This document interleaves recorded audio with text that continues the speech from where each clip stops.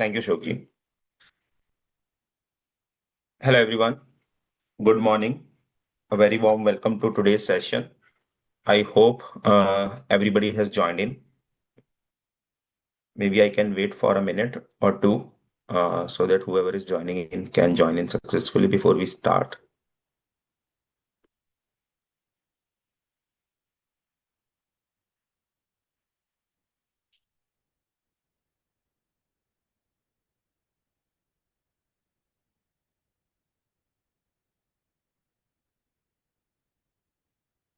Good morning, Sachi.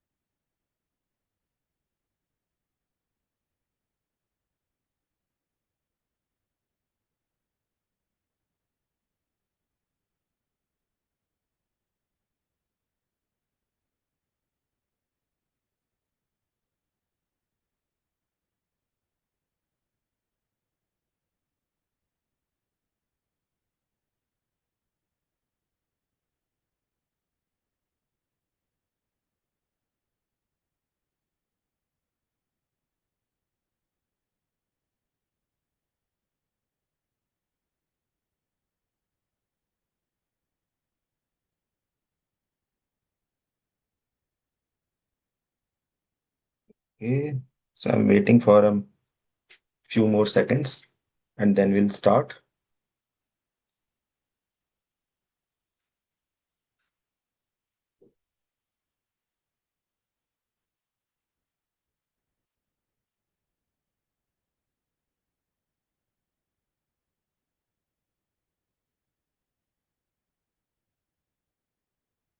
Okay, let's start now. Again, a very good morning to everybody. So topic for today is India's 36 impairment of assets. I hope you must had attended uh, the session on this standard in your regular classes and must have done some revision as well. So today we quickly rewind whatever the key concepts are there in this index, and thereafter we will do some very good practical questions, full-fledged application of this standard, right? So that's the objective for today's agenda. So standard index 36, impairment of assets. As the name, clearly tells that it talks about the impairment, right, of certain assets, right? So what do you mean by the impairment? So because, for example, if we are having any fixed assets in our balance sheet and they are anyway getting depreciated over the period of time for the wear and tear because of the use, right? Then what's the impairment, requirement on those assets because they are already getting depreciated over the assets useful life.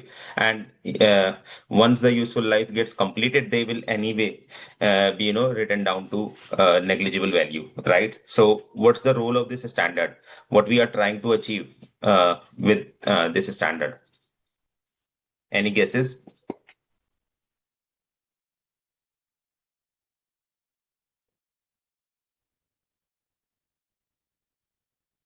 Any thoughts?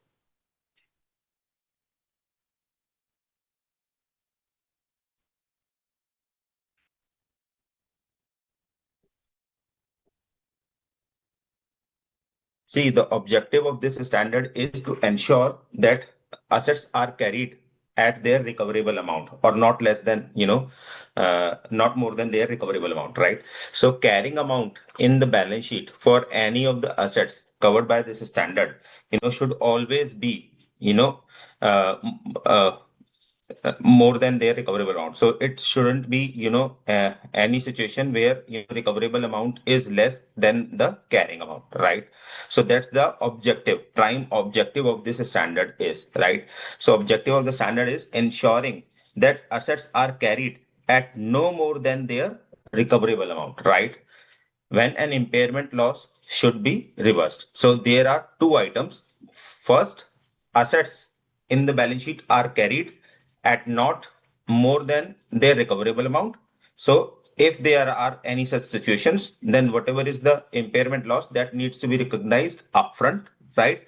And if there are subsequent indicators of reversal of that impairment loss, which we have recognized today in future period, then as and when there are such indicators, then impairment loss can be reversed as well, right? So these are the two objectives of the standard. Now, what is the scope? Which all assets are covered under this standard?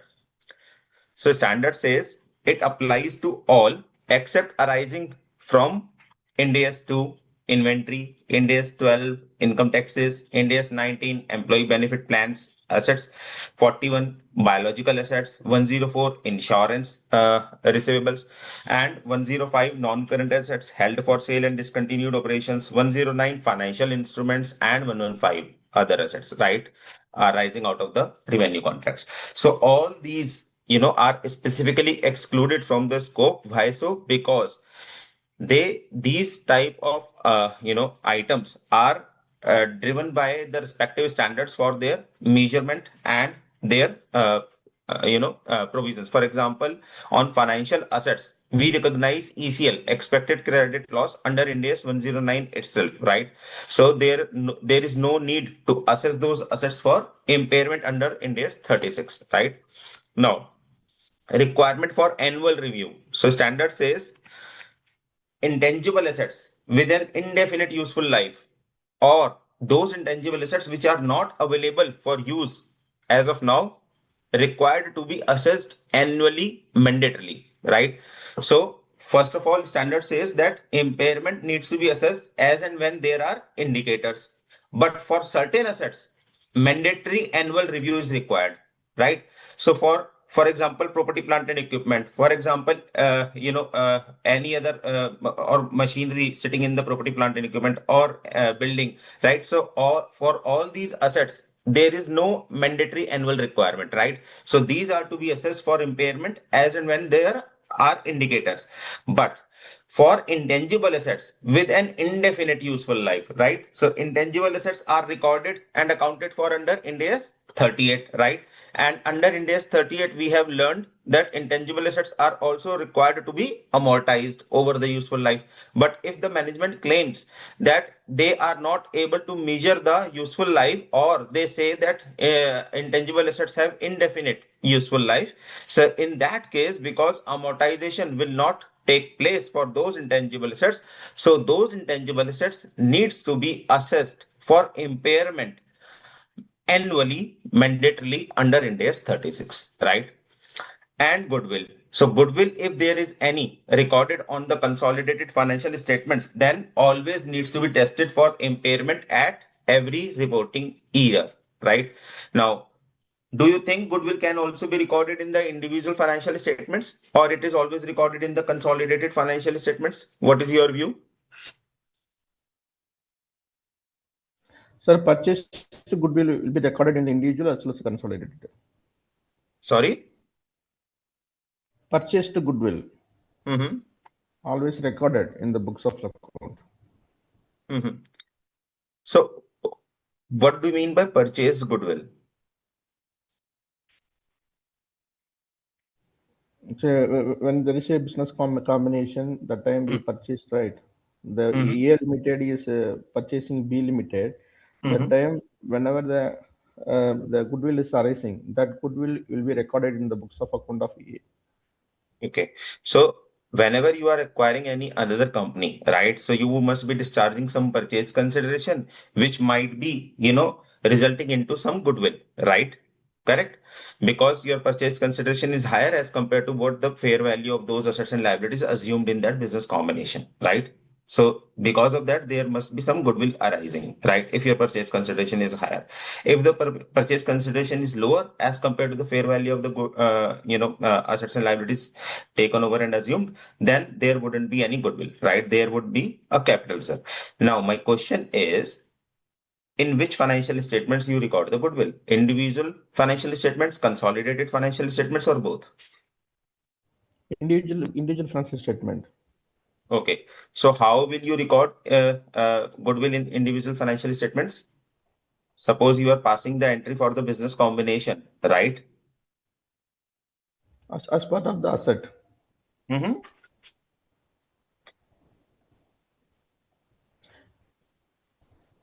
fixed asset, goodwill, Mm-hmm. all will be debited and credited to purchase consideration. Okay. Okay. So when you debit the fixed assets, right? So it means you are getting those fixed assets recorded in your books of accounts, right? Yes, sir. So in individual financial statements, you can always record whatever the investment you have uh, taken, right? But when you consolidate, then only line by line consolidation takes place, right? So while doing the line by line consolidation, when you are recording the individual assets and liabilities, right, then only the delta becomes visible, which is actually your goodwill, right? So in the consolidated financial statements, goodwill will be visible, right? But in individual financial statements, what will happen? It will eventually be a investment only for your subsidiary, whatever you have acquired, right? Now, in the consolidated financial statements, the question is whenever there is any goodwill appearing in your financial statements, that needs to be tested for impairment, right? And at what frequency that needs to be tested? Annually, right? Mandatory. So you cannot say that there are no indicators, hence we are not going to test, the impairment for the goodwill. So for goodwill, impairment test has to be done every year, right? So that's what the Ind AS 36 is talking about, right? So we have covered uh, the brief overview and scope. Now, what do you mean by the impairment loss? What exactly the impairment loss is? Impairment loss is the difference between the carrying amount of your assets in your balance sheet and the recoverable amount which you are computing for the impairment test, right? So carrying amount minus recoverable amount would be your impairment loss, which needs to be recognized upfront if there is any, right? Now, assessment of the impairment shall be done annually for following assets, irrespective of whether there is any indication of the impairment. So there are three items which needs to be assessed for impairment annually, irrespective of the fact whether there are indicators or not. What are those? Intangible assets, like I mentioned briefly earlier, intangible assets with the indefinite useful life, intangible assets which are not yet available for use, and the goodwill. So these are the three items only. If they are sitting in your balance sheet, then they need to be assessed for impairment mandatorily, right? Now, what are the indicators of the impairment? Because the standard says that whenever there are indicators, then only you need to test, impairment. Otherwise, not. Then we need to understand what are the indicators which the standard is, talking about. So, of course, this is a illustrative list, not the exhaustive list. So, what could be the possible indicators are, right? So, for example, significant decline in the market value more than the normal decline. So if there are any assets which you are carrying in your balance sheet, and for those assets, their market value has decreased significantly. For example, you might be using a machinery, right, which has become now outdated because the new technology has emerged in the market, and because of the new technology, machines have arrived. So the machinery which your company is using, is getting outdated, and hence there is a significant decline in the market value of that machinery, right? Because buyers are no more buying that machinery anymore, right? So they are buying the latest technology machinery, right? So that could be one indicator. Significant change in the technology, like I mentioned, market, economic, or legal environment, right? With adverse effect on the entity. So if there are any legal restrictions become applicable to conduct a particular line of business, then the assets which were used in that line of business may become, uh, you know, uh, less relevant, and hence impairment indications are there, right? Increase in the market interest rates or the rate of returns. So if in the economy, interest rates are rising, right? Then how it is going to impact your business or your assets? Any guesses? If the It will impact rate, the value to identify the value in use. It will right, impact. right. So because we are considering or we are calculating the value in use, right, for the assets which we are using, right? So recoverable amount is the higher of the two, right? The fair value less cost to sell and the value in use.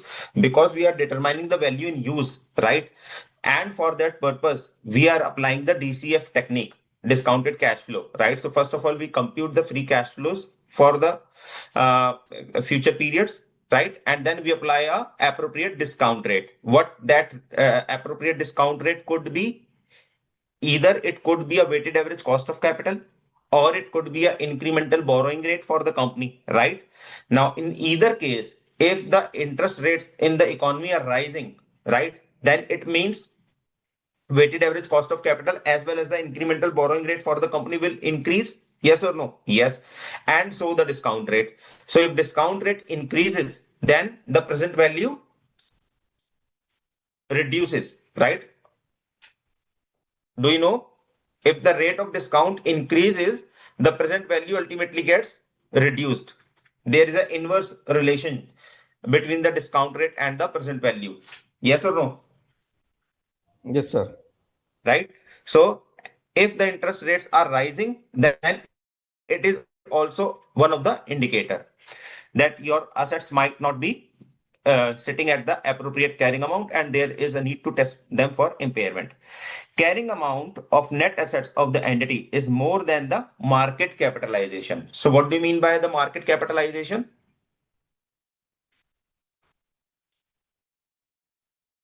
What is market cap? The fund which is available for the capitalization purpose.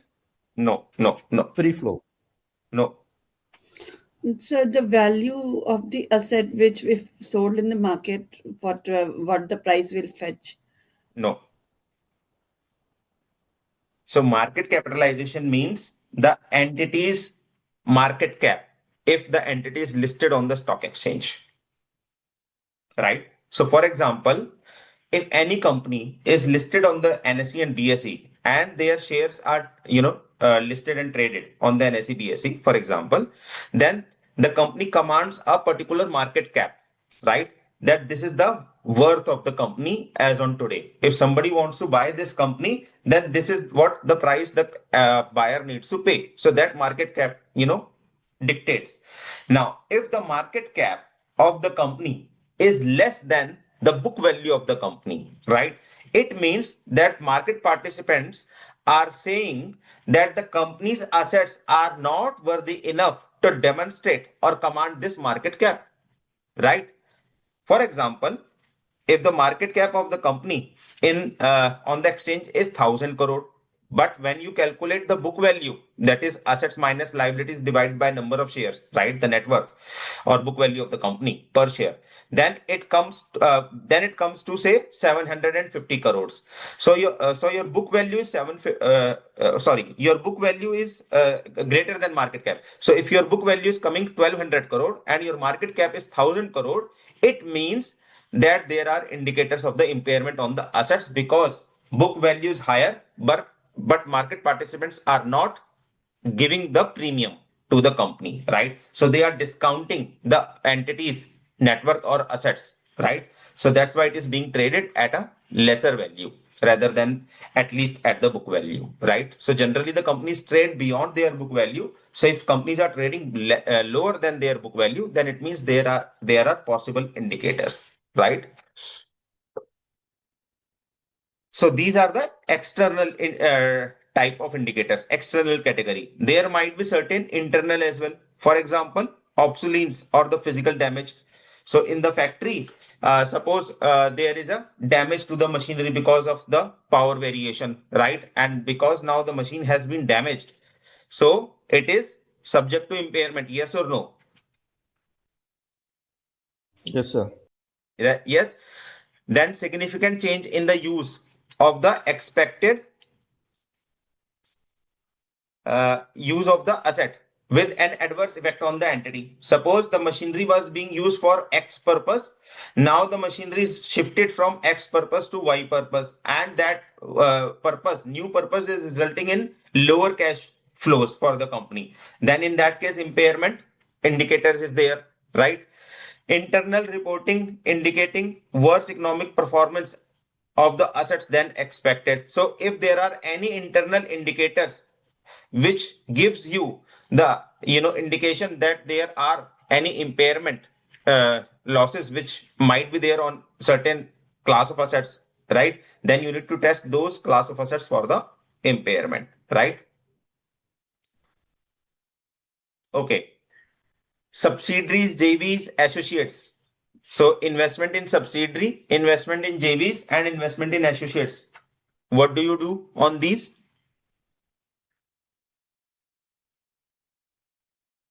So do you test them for impairment? Yes or no? Yes, sir.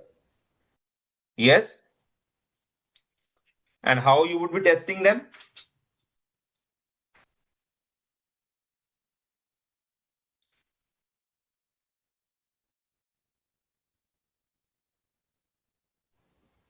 So Yeah, what would be the process? How would you observe the indicators that there is a probability of discounting or testing these items for impairment?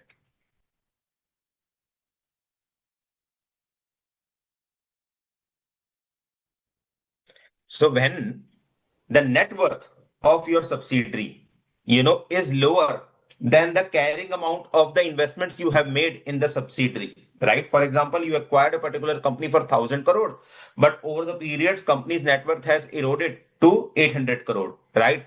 Now, if the company's net worth is 800 crore and your investment in that subsidiary is for 1,000 crore, then it means there is an impairment on your investment. Yes or no? So basically, you need to keep an eye on your subsidiaries' financial statements and the net worth.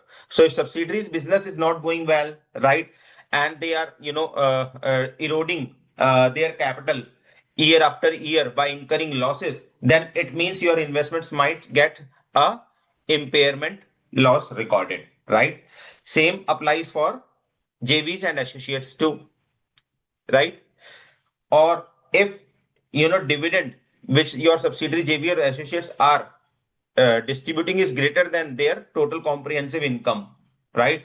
Then it means they are distributing the dividend greater than what they are earning in the year. Then this could also be one of the indicator that they require impairment testing done, right? So I'm not saying that because of these indicators there will be a impairment loss for certainty. So I'm not saying that, but if any of these indicators exist, then it might ask you to test for the impairment. If whether there is impairment loss or not, that we will come out when we test the impairment, right? So testing for impairment doesn't mean recording the impairment loss entry, right? So testing for impairment means we are assessing whether there is impairment loss or not, right? And if there is, then we will record, otherwise not, right? And how we will come to know whether there is impairment loss or not? When my carrying amount is greater than the recoverable amount. And what would be the recoverable amount? Recoverable amount is higher of the fair value, less cost of disposal, and the value in use, right? And how you will determine the fair value, less cost to sell, and value in use? So fair value, how do you determine the fair value?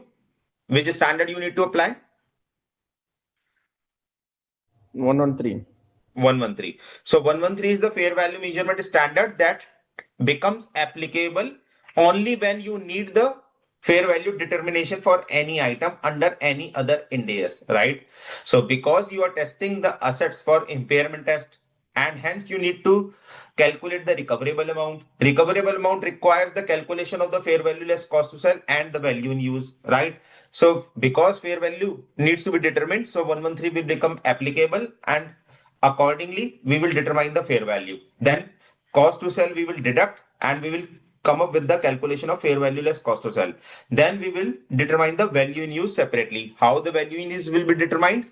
So value in use will be the sum total of the estimated future cash flows into my applicable discount rate, right? So we will apply the DCF method, discounted cash flow method. So we will project the free cash flows for the next years, next few years, whatever is the useful life of that asset, and on that useful life, whatever the cash flows are there, cash inflows minus cash outflows, net cash flows will be discounted at an appropriate discount rate. Appropriate discount rate could be entity's weighted average cost of capital, or entity's incremental borrowing rate, or any other market rate, right, which is more demonstrable or substantiable, right?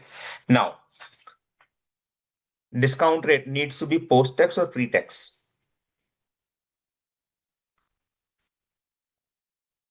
What do you think?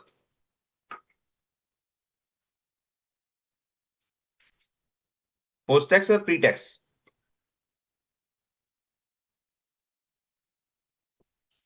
Pre-tax. Pre-tax. So discount rate, it should be the pre-tax rate that reflects the current market assessment of the time value of money and the risk specific to the assets for which we are conducting the value in use calculation, right? Now, discount rate we understood. What about the free cash flows? What does that mean? What these free cash flows should include and what it should not include? What is the guidance available? So let me increase the font size a little bit for you.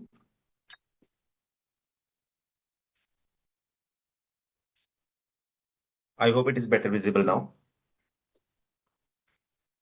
So projections of the cash inflows from continuing use of the asset. Now, because you are determining the value in use, and value in use means that the primary assumption you are taking is that you will continue to use the asset for your business purpose, right? So that is the primary assumption for determining the value in use. So standard says whatever the cash inflows you are projecting to generate by continuing use of this asset, those needs to be included, right? What those could be? For example, if you have a machinery with you and you manufacture a product using that machinery, then how many quantity of that product you are expecting to sell over the useful life of the machinery. For example, machinery is having a useful life of 5 years and you are expecting a sales of 1,000 units every year. Then all in all, how many units? 5,000 units you will be able to sell over the 5 year period. Yes or no? Yes.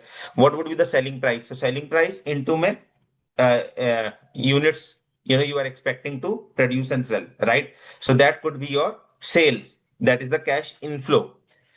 Then projection of the cash outflows, which are necessarily incurred to generate the cash inflows from continuing use of the asset and can be directly attributed to the asset. So what are the cash outflows? So whatever the cash you need to incur or the expense you need to incur in order to produce that uh, goods which you are expecting to sell in the market over the life of the machine, right? So all the production costs, right? Direct material, direct labor, direct overheads, and other fixed overheads as well. Net cash flows. So inflows minus outflows would be your net cash inflows, right? Which ultimately will be discounted. And what sort of the cash flows, inflows and outflows are not to be considered for this purpose? For example, entities committing to do some restructuring, right? But that commitment is not yet made, right? So future restructuring. So entity is saying that we will do some future restructuring in say 2 years down the line, right? So that is a entity's plan, right? So plan need not be uh, confirmed, right, as on today's. So entities planning to do some restructuring in 2 years down the line, but they are not yet committed to that, right? So unless and until they are committed and they are recording the provisions as per the Ind AS 37 for that restructuring, the cash flows which will be impacted because of this future planned restructuring will not be considered, right? So we will do a practical on this, don't worry. Improving or enhancing the assets performance. So if entity says that I will add a particular, machinery in conjunction with my existing machinery, which will enhance the performance of the machinery. So that also is not required to be considered, because that is again the entity's plan. So we are trying to calculate the cash inflows and outflows basis the conditions today, rather than the planned improvements which the entity is planning to bring in tomorrow, right? So whatever the tomorrow's plans of the entity are, those are not required to be considered. Cash inflows and cash outflows because of financing activities, right? What do you mean by financing activities? For example, if you have taken any loans, then interest expenses on those loans is not required to be considered, and the income tax expenses, right? Because income tax expenses anyway needs to be paid to the government on the overall profits of the company, right? So that also needs to be disregarded for the purpose of free cash flows calculation, right?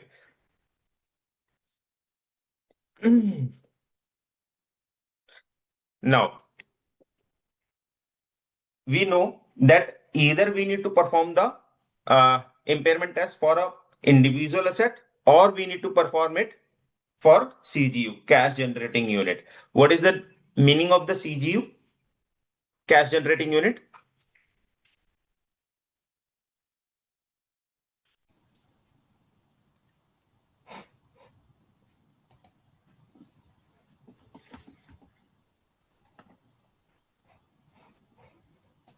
Are you able to recall the definition of CGU?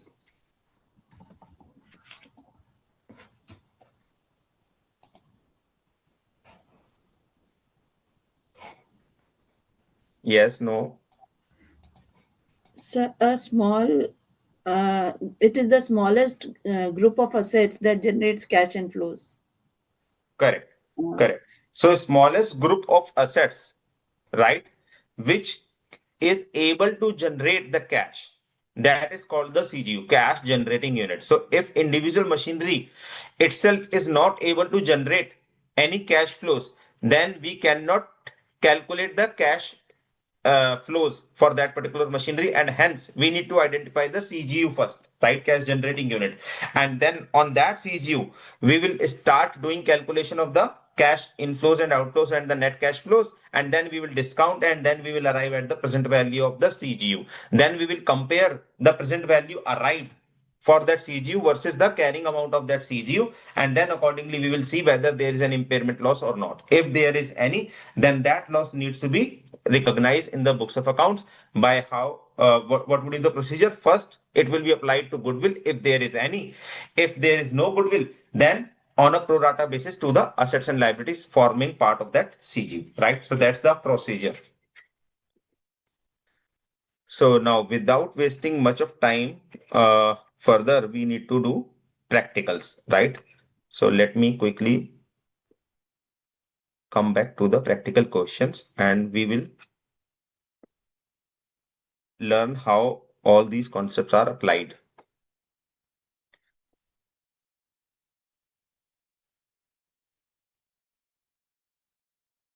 Okay.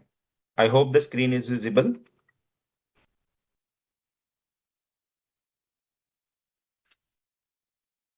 yes, sir. Yes.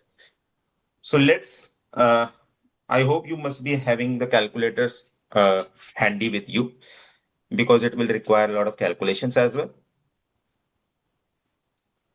Okay. Yes. First question. ELA Limited is a manufacturing company which deals into manufacturing of the cold drinks and beverages, right? It has various plants across India.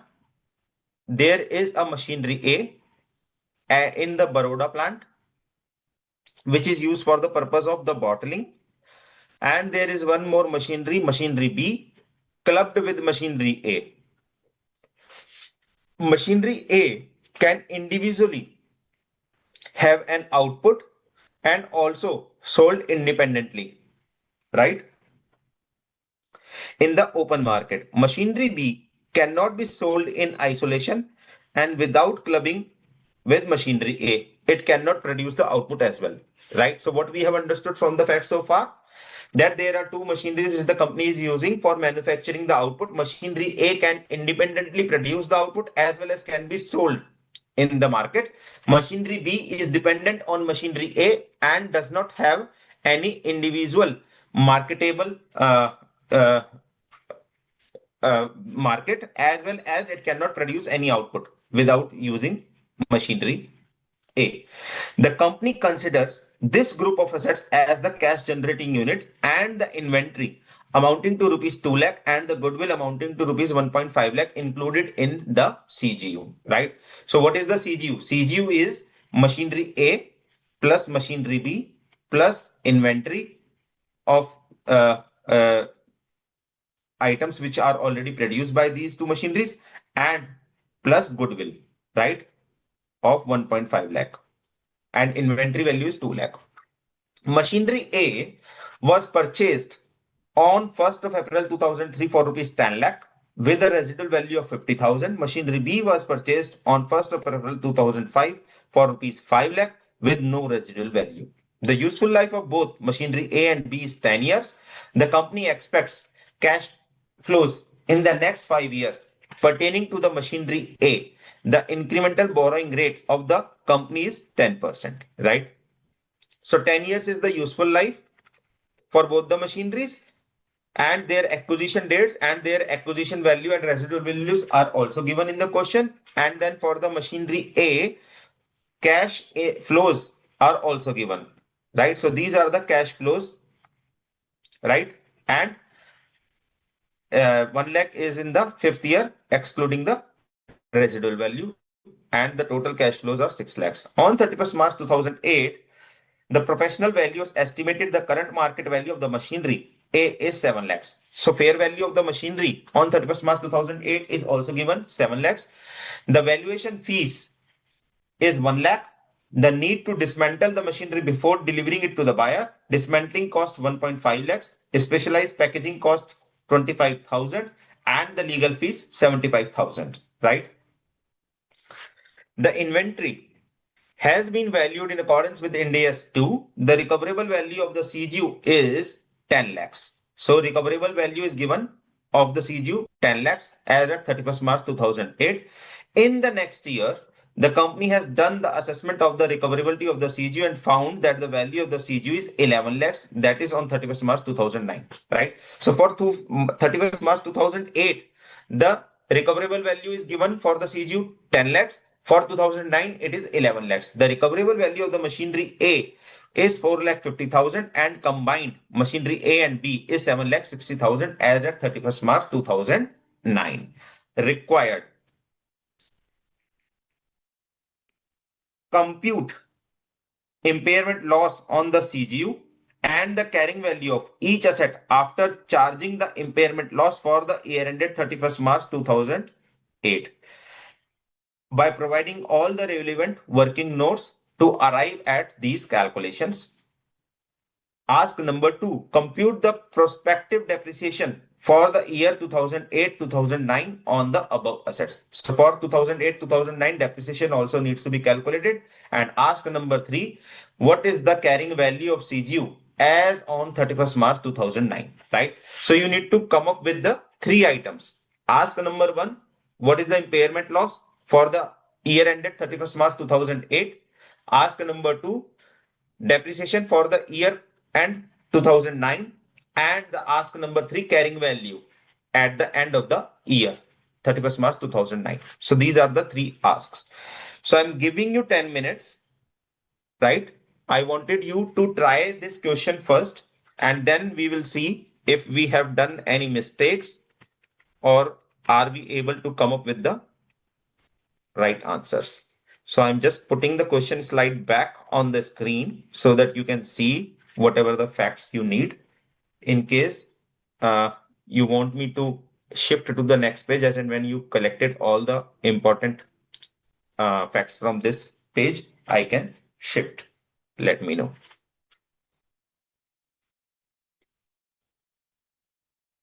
And I am hoping that you are all trying, right, this question on your own and not just waiting for the solution to be discussed.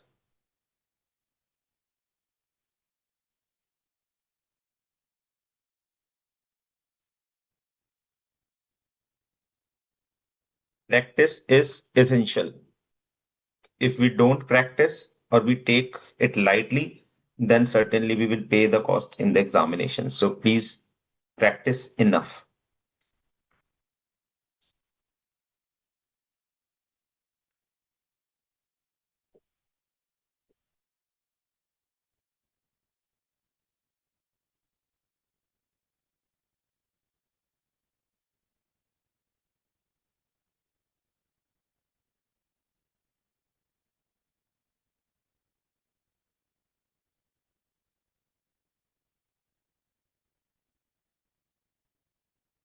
If you have any doubts on any of the facts, feel free ask me. I'm happy to clarify. Sir, in this case, machinery A will be the cash generating unit, but however, B cannot be the cash generating unit because independently they are not working. In the combined way, they both machinery will be called as a CGU. That is what my A is able to generate the cash, B is not independently. Hence, company has combined A and B along with inventory and goodwill to form a CGU. So CGU is containing four items: machinery A, machinery B, inventory and goodwill okay altogether. altogether.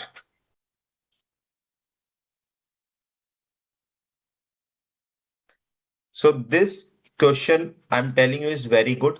It will certainly help you in learning, the India's 36 practical application very, uh, easily and in detailed manner.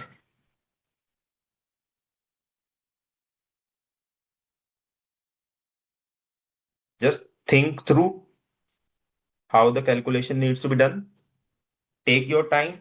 Don't do mistakes in hurry burry and come up with the answers.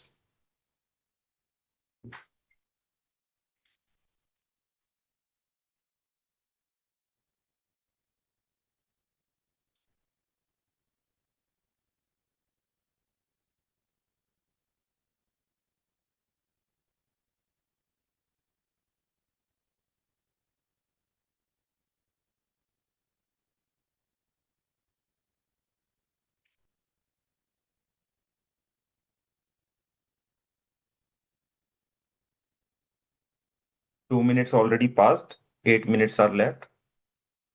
Within 10 minutes, I expect you to come up with your answers.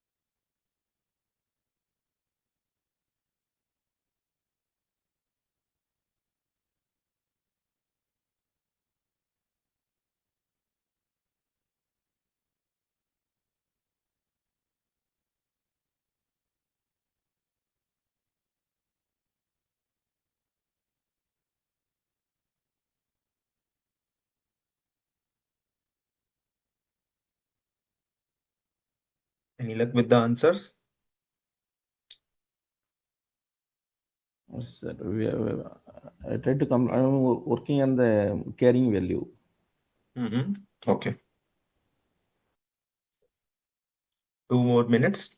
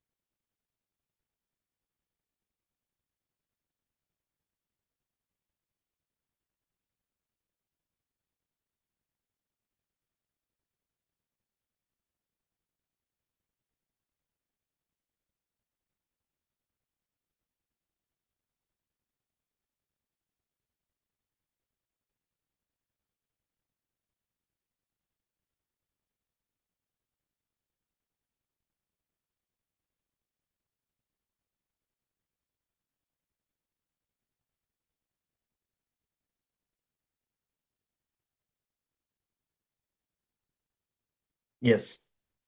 Done with the solution? Yes, sir. Half done, sir. Okay. So which ask is completed? Determine the impairment loss for the 31st March 2008. Yes, sir. Okay. And the depreciation for year 2008 and 9. Not yet done. Okay. Okay. Others? First one done, sir. First one done. First one done, sir. Okay. So you note down your answers and then let's discuss the solution, and certainly you will be able to see if whatever the calculations you have performed is right or not. So first of all, we determine the impairment loss, right, for the CGU, right? Now within the CGU, there are four items: machinery, machinery B, inventory, and the goodwill, right? So for the inventory and goodwill, anyway, we don't need to do any calculations, right? For machinery and machinery B, we need to do, right? So for machinery A, the cost is given in the question 10 lakhs and the residual value 50,000 and useful life 10 years, right? Useful life already, lapsed is 5 years. Yearly depreciation 95,000. How 95,000? 10 lakh minus 50,000 divided by 10 years. So 9 lakh 50,000 divided by 10 years, 95,000, right? So WDV as on 31st March 2008, which would be standing in the books, right?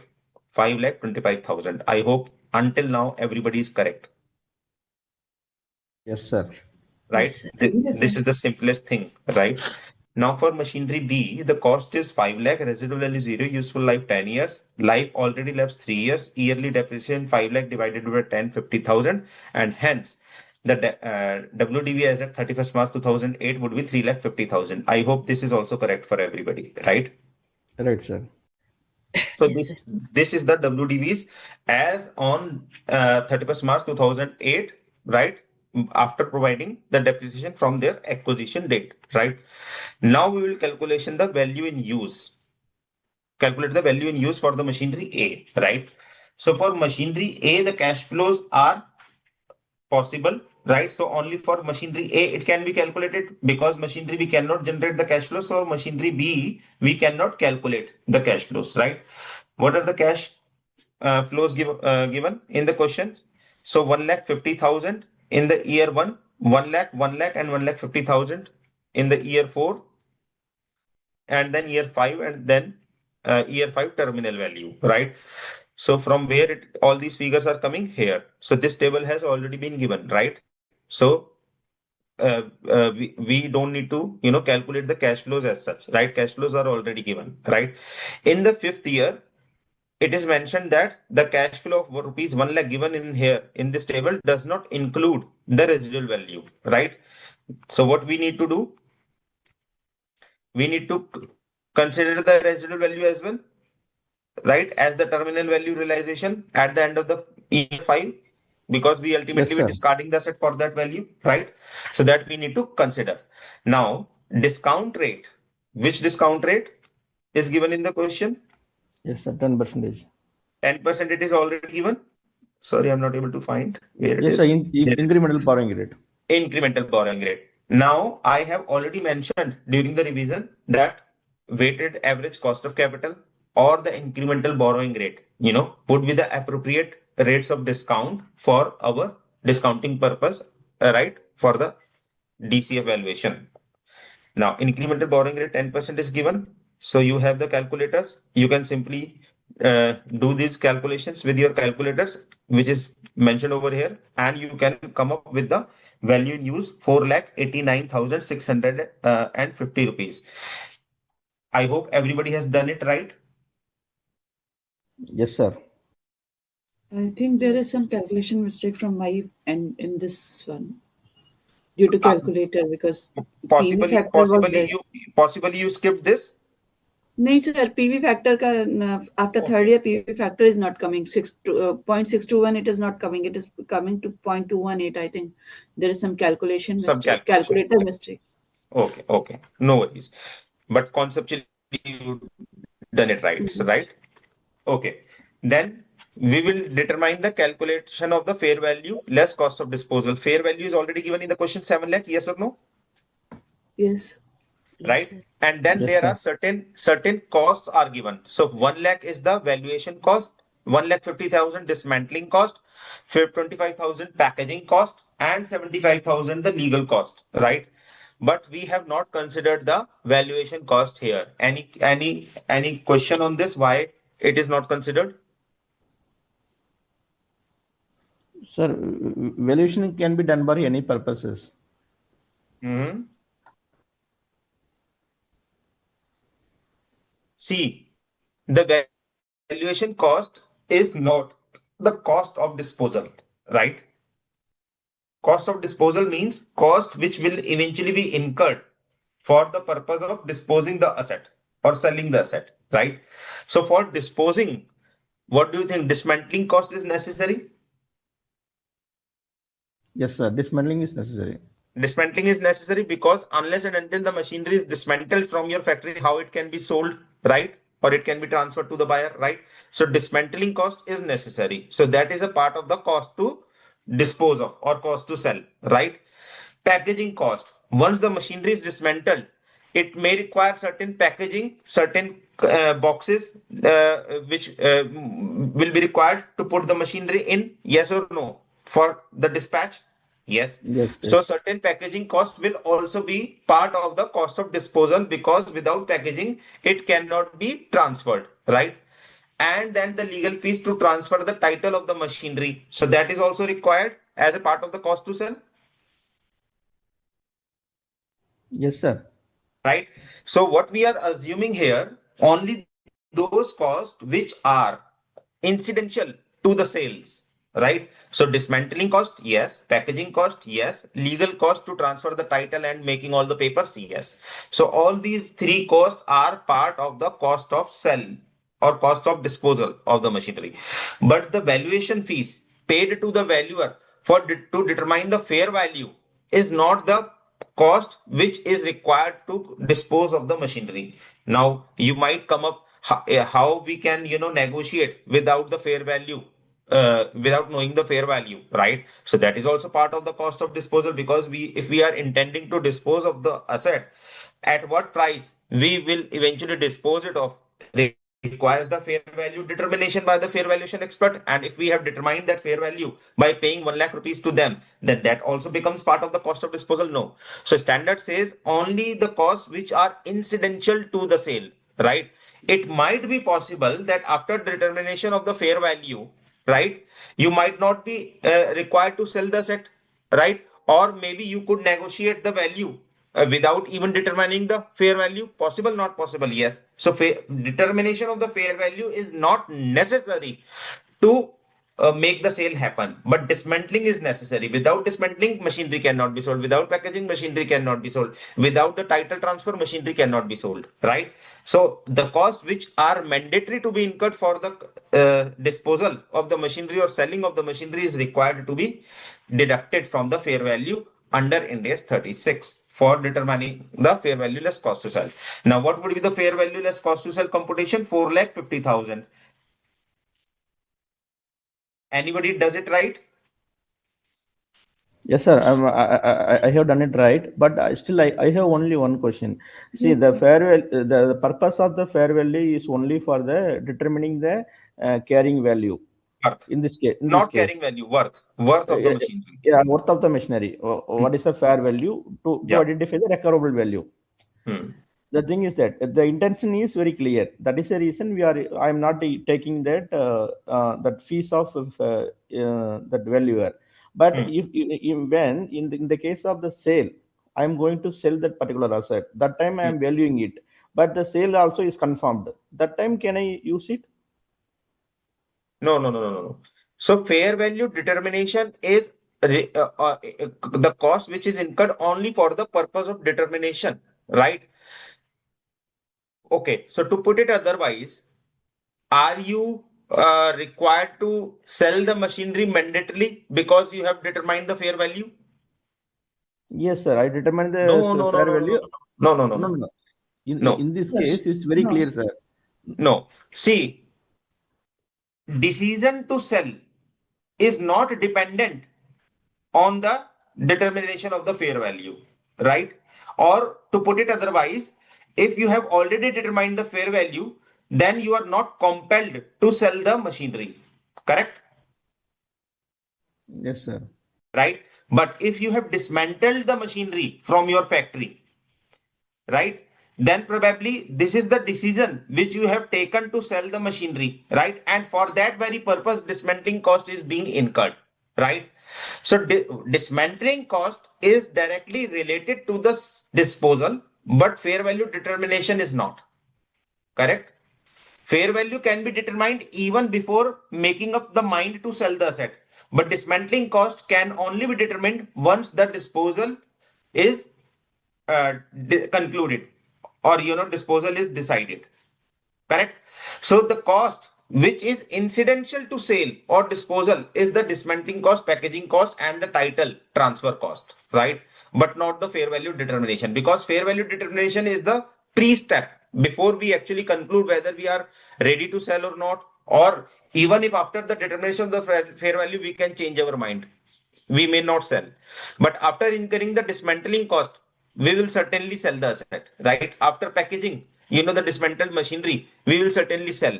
So dismantling cost, packaging cost, legal cost for transfer of the title, right? All these three are incidental to sale. That's why they are considered as cost to sell. But fair value determination cost, the fair valuation fees which we have paid to the valuers, is not the cost to sell, right? So under any circumstances, fees paid to the valuer for determination of the fair value will never be part of the disposal cost. Clear? Right, sir. But Yes. on the final sale is concluded. See, that time we are doing the fair value. That time also No, it's not possible to no, no, include it. no, no, no, no. So fair value determination is an activity which has no nexus to the sale. But dismantling cost has the nexus to sale. You cannot dismantle the asset just for fun, right? You are dismantling the asset only for disposing it off. But you can determine the fair value for any other purposes as well, right? It may require you to sell, it may not require you to sell. Or you may decide to sell, or you may not decide to sell.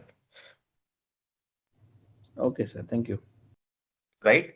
Now, once we are done with the calculation of the fair value less cost to sell and the value in use, so whichever is higher, we need to consider. So what is higher? Higher is fair value in use. That value in use. Value in use, 489, right? Because here the value is coming 450 and here the value is coming 489, whichever is higher, that needs to be considered with matched with the carrying amount. So this is the carrying amount which we have computed in the step 1, right?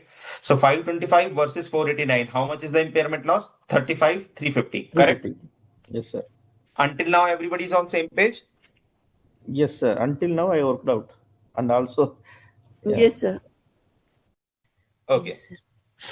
Now, calculation of impairment loss for the CGU. At the end of the day, we have to determine the impairment loss for the CGU, right? How much impairment loss we have determined for the machinery in total? 35,350, Yes, sir. Formation A. right? So remaining impairment loss belongs to the CGU. What do you mean by the remaining? We have already computed this one, right? Now the question arises, yes or no? Yes, sir. So if I say there is an impairment loss over and above the 35,350, has anybody calculated by any chance? Yes, sir. Which one? Which one, sir? Difference between CGU recoverable value and CGU carrying amount. Correct, 2,25,000. Yes, sir. correct. So CGU's recoverable value and the CGU's carrying value, right? So that also we need to calculate and determine. So CGU's carrying value before the impairment loss is machinery A, machinery B, inventory and goodwill. What is the carrying value? 1225. Yes, sir. And what is the carrying value after the impairment loss, right? Or okay, what is the recoverable value given in the question for this 10 CGU? lakhs. 10 lakh. 10 lakhs. So 10 lakhs minus 12 lakh 25,000, 2 lakh 25,000, correct? Is the total Yes, sir. impairment Yes, loss. sir. Now, out of this 2 lakh 25,000, first we will allocate to goodwill. So 1 lakh 50,000 is already allocated to goodwill. Yes, sir. What is the Yes, remaining? sir. What is the remaining? 75. Remaining 76. 75. 75. Now, out of this 2,25,000 total impairment loss for the CGU, 1,50,000 first of all, is absorbed by the goodwill as per the principle of the standard. Remaining 75,000 we need to apply on 3 items: machinery A, machinery B, inventory. Correct? Yes, sir. Yes, sir. No. Only to machinery and machinery B. Yeah, Inventory is not sorry. subject to. Yes, sir. Inventory is not Inventory subject is to. out of scope. Out of Ha. scope. Of you. Inventory is always out of scope, right? So we will not apply impairment loss computed under Ind AS 36 on the inventory. Is that clear? Yes, Yes, sir. sir. Now 75,000 needs to be allocated to machinery and machinery B. How to do that allocation? So already we have identified that machinery A impairment, what is we calculated. That we can use it. The remaining balancing figure we can apply to the machinery B. Okay. Otherwise, what would be the ratio? Otherwise, the based on the carrying value of the machinery A and B and the proportionate. This one? Yes, sir. This is for A. Then for B, 3,50,000 divided by 875. When there is no separate calculation done for A, specifically is not available. Correct. So for machinery A, it would be 525 divided by 875. And for machinery B, it would be 350 divided by 875 in the ideal course of scenario, right? But because in this particular question, we are already told that machinery A can have a cash flows, right? Independent cash flows. So for machinery A, we have also done the individual impairment testing and we have came up with the impairment loss which is truly belonging to machinery A.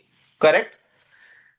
So because this would be the general impairment loss, right? The allocated impairment loss. But because we have the specific impairment loss for machinery A within this CGU, so we will apply a specific one or the general one, specific one, right? So a specific impairment loss, we have already computed how much? 35,350. Yes or no? Yes, sir. Yes, sir. Yes, sir. So out of the 75,000, 35,350 we will deduct, and the remaining 39,650 we will charge to machinery B, right? If in this question machinery A was not subject to independent cash flows or individual impairment testing, then the pro rata impairment loss allocation would have been done. But because machinery A is capable of generating the cash flows, so we have also calculated the individual impairment loss of the machinery A.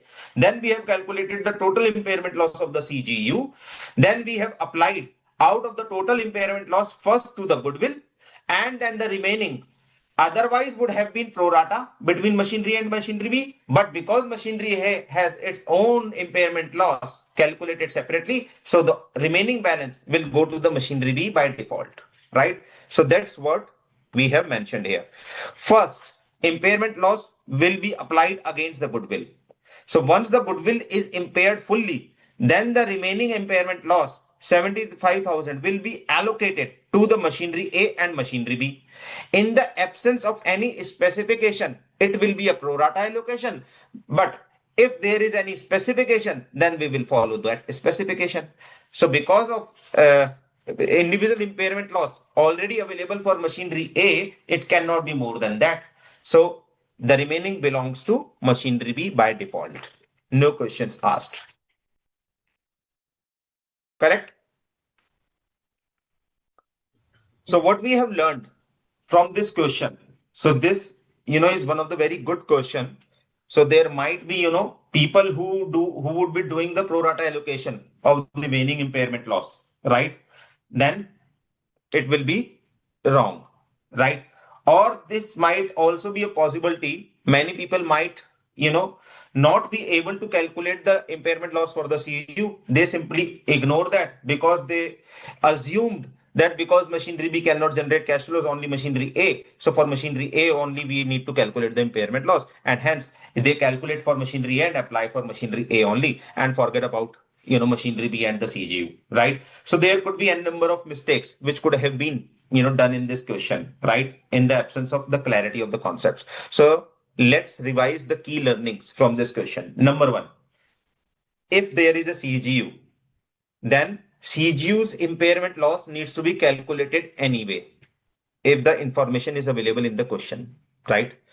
Within the CGU, if there is any asset which is also capable of generating the cash flows as given in this question, then the individual impairment loss also needs to be calculated for that particular machinery within the CGU, right? Then the total impairment loss of the CGU needs to be allocated in the following manner. First, apply to the goodwill unless and until goodwill becomes zero.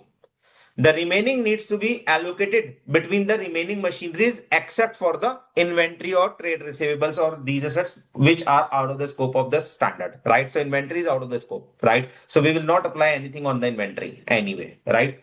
Even if there is a trade receivable is also out of the scope because that is a financial asset governed by Ind AS 109. So that is also not considered for the impairment loss allocation, right? So only those items which are eligible under this Ind AS 36 needs to be considered within the CG for the allocation of the impairment loss. Now, how this allocation will be done?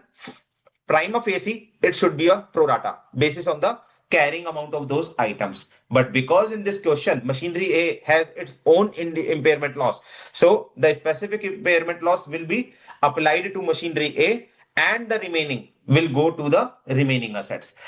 Because in this question, we only have machinery B. Assume there is a machinery C as well. Then the remaining would have been pro rata on machinery B and machinery C. Correct? Yes, sir. Yes, sir. Right? So this is how the approach is. Now, depreciation. So once we are done with the calculation of the impairment loss for the machineries A and machinery B and the carrying amounts, then it is the easiest ask to fulfill of the examiner. So 489, 650 and 310, 350 are the revised carrying amounts after adjusting the impairment losses, right? Now 489, 650 minus 50,000, that is the residual value which is given in the question anyway, right? Which we used to calculate the depreciation earlier as well. So we will again use the same. Divide by remaining life 5 years. Divide by remaining life 7 years. So depreciation anyway will be computed, or sorry, carrying amounts will anyway be computed after applying this depreciation. So these would be the revised carrying amounts after the impairment loss, after the depreciation.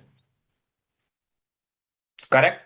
And this would be the inventory. So in relation to inventory, neither there is an impairment loss nor there is a depreciation. So 2 lakh will continue to be intact. And the goodwill has already been written off by applying the impairment loss. So 0. So the total value of the carrying amount of the CGU becomes 867,734. Any questions on this?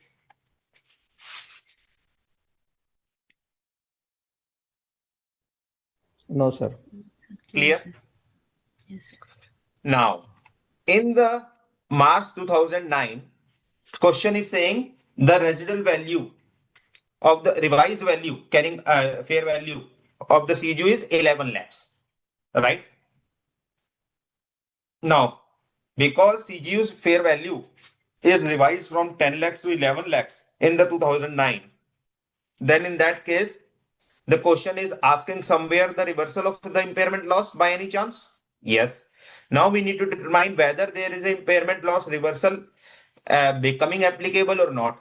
How do we determine that? By computing the carrying amount again of the CGU as at 31st March 2009.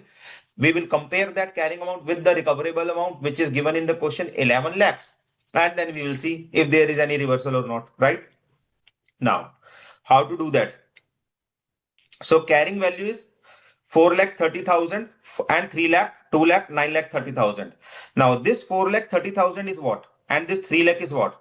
So first of all, standard Ind AS 36 says whenever impairment loss needs to be reversed, it cannot be more than the carrying amounts that would have been arrived after providing the depreciation had the impairment loss was not recorded in any of the earlier years. Are you able to recall this statement from Ind AS 36?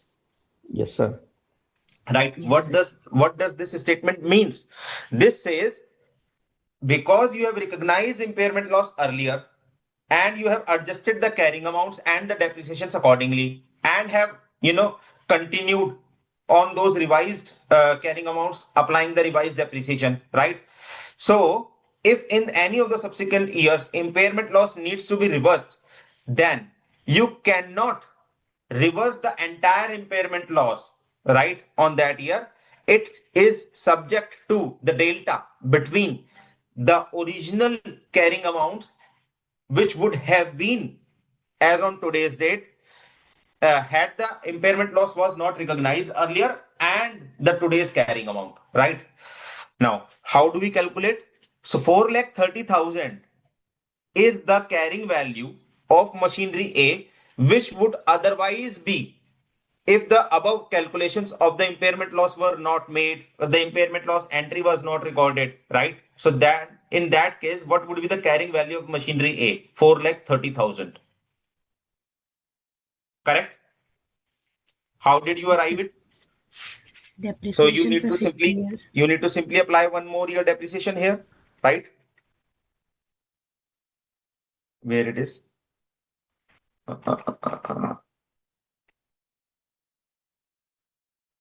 Here, 525 minus 95. Yes or no? Yes, sir. So 525 minus 95 is 430 and 350 minus 50 is 3 lakh, 3 right? lakhs. So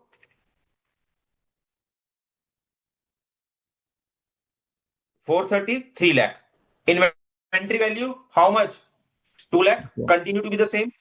Goodwill is anyway 0 because impairment loss reversal cannot be done on goodwill. Yes or no? Yes, sir. if the standard allows the reversal of impairment loss on the goodwill as well, then we would have put the goodwill figure back also here. But because standard prohibits the reversal of impairment loss on the goodwill, so goodwill remains zero. So the thumb rule is goodwill, once written off, can never be written back. Clear? Sir, is it only for goodwill or intangible asset also? So it is for goodwill only, Okay, sir. right? So what was the carrying value? Desired carrying value had the impairment loss was not recorded on machinery and machinery B, 9,30,000, right?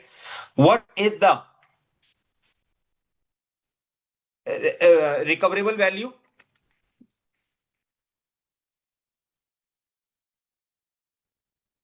As at 31st March 2009, how much?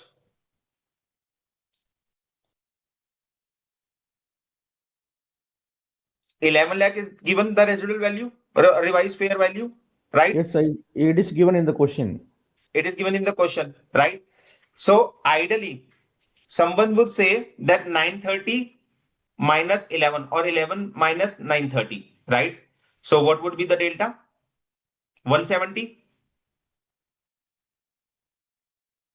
Yes or no? Yes, sir. So someone will say that 170 would be the value which we need to put back as impairment loss reversal. But no, that is not the right. How the impairment loss will be calculated? So 930 minus 867. What is the 867? 734. So this is this value. The That's value carrying. Yeah. which is lying on my books as of now, right? So as of now, carrying amount is 867. Desired carrying amount is 930. So beyond 930, it cannot go because of the prohibition of India's 36. So what is the delta? 62,266, right? Yes. Only Yes, this sir. much impairment loss can be reversed. Any doubts on this? No, sir. Clear, sir. Clear? Now, 6 Sir, to the first thing you have to 60. see the carrying value recoverable, whichever is lower, that has to be Correct. considered. Correct. So you can say it like this, what you said. So existing carrying value versus the desired carrying value that would have been had the impairment loss was not recorded in earlier years. The delta between the two would be the maximum impairment loss reversal. Correct? Now, Yes, sir. 62,266 is the amount of impairment loss reversal, right? Now, how it will be applied back? Sir, it will be applied back to the pro rata basis, sir. A and Machinery B. and machinery B. Correct. Again, whatever the impairment loss which we have recorded on machinery A, it cannot be beyond that, right? Yes, sir. There is a benchmark that is 36,000 something. Correct. Or beyond So, that, we should restrict for that. correct. So it will be the same amount subject to that maximum which we had charged on machinery A, right? So if the pro rata is coming within that calculation, fine. If it is going beyond that, then there is a cap, right, for machinery A reversal, right? Clear? So Sir, final one ca- minute. Sir, one question. This reversal will happen based on the carrying value. This final carry right. value. So final carrying values would be these only, Okay. Based on right? that only pro rata will have applied. Right. So how the depreciation will how the impairment loss reversal entry will be made? So machinery A's carrying value is how much? 401,720. So minus 401,720. What is the amount? 29,000 something? Yes, sir. 28 to 80. 20, 8 to 80. 28 to 80, right? And the, for this one, 266 and 3 lakh. What is the delta?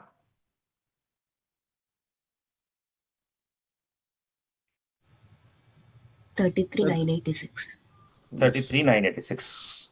So these would be the impairment loss reversals. Clear?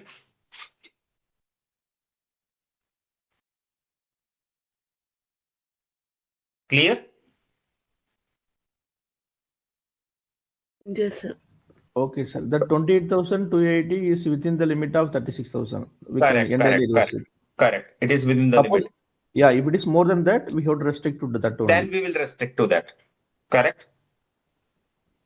So the good practice is whenever see there are n number of questions to practice, right? In on all the standards, right? But the limitation is time.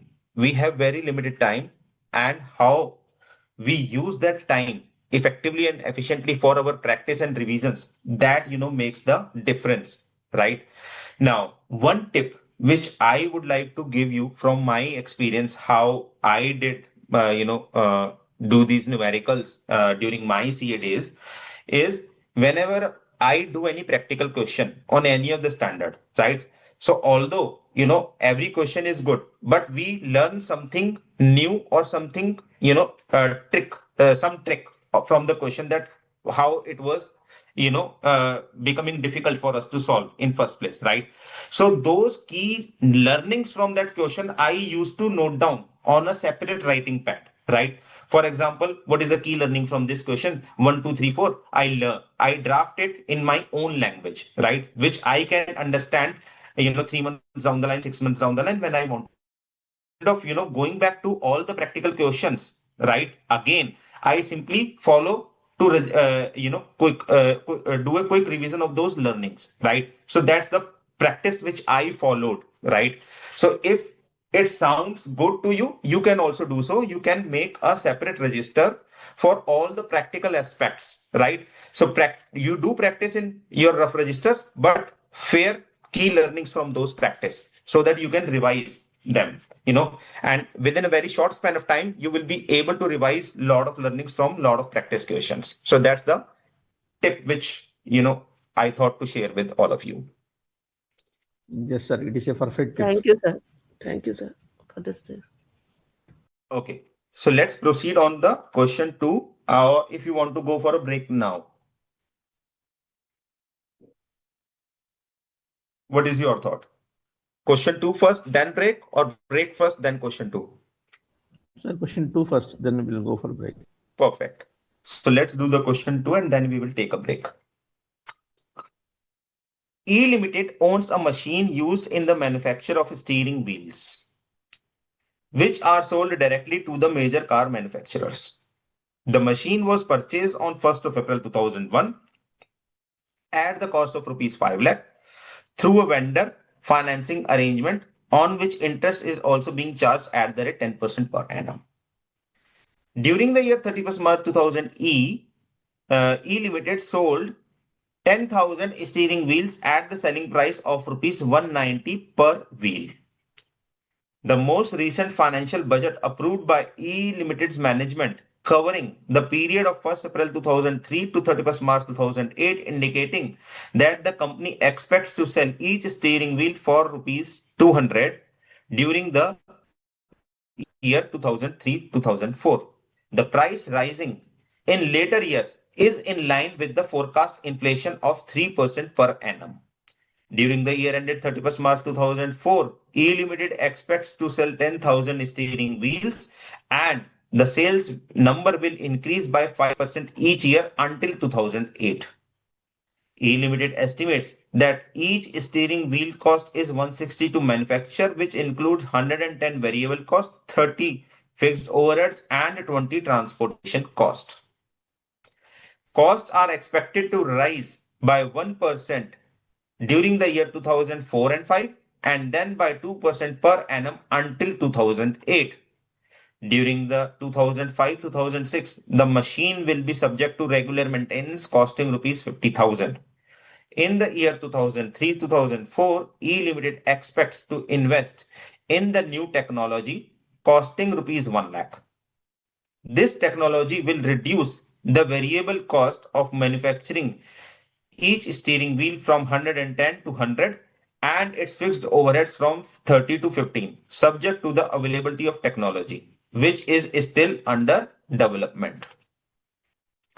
E limited is depreciating the machinery using the straight line method over the period of 10 years estimated useful life. The current estimate based on the similar assets that have reached the end of the useful their lives. Of the disposal proceeds from the selling of this machinery is 80,000 net of the disposal cost. So 80,000 is net of disposal cost sale proceeds. E Limited expects to dispose the machinery at the end of the March 2008. E Limited has determined a pre-tax discount rate of 8%, which reflects market assessments of the time value of money and the risk associated with these assets. Assume a tax rate of 30%, determine the value in use of the machinery in accordance with Ind AS 36. So simple. Only value in use needs to be calculated, that's all. We are not bothered about what is the impairment loss, how it will be pro rata allocation, all that stuff is gone, right? Only the value in use calculation needs to be done, right? So I'm just coming back to the facts.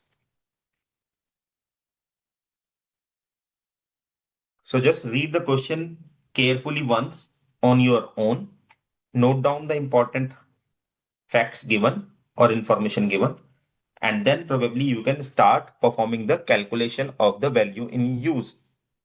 So I am giving you 10 minutes for this, or maybe you want, I can combine the 10 minutes for this, 10 minutes for the break, 20 minutes together, and then we will discuss the solution after the break, if that, sounds more or better to all of you, Yes, sir. Sounds good. right? So 10 minutes for the solution, 10 minutes for the break, and it's 8:30. So we will be back by 8:50, 20 minutes. Okay.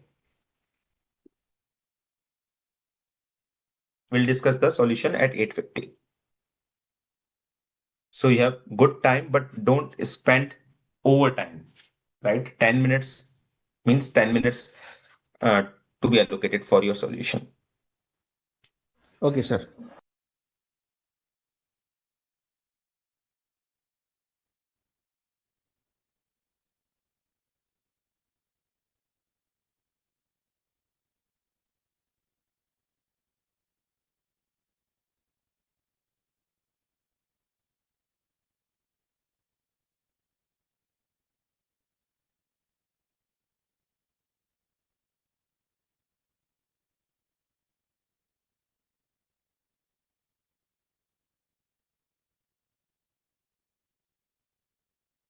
Any doubts related to any of the facts? You can ask. I'm happy to clarify them.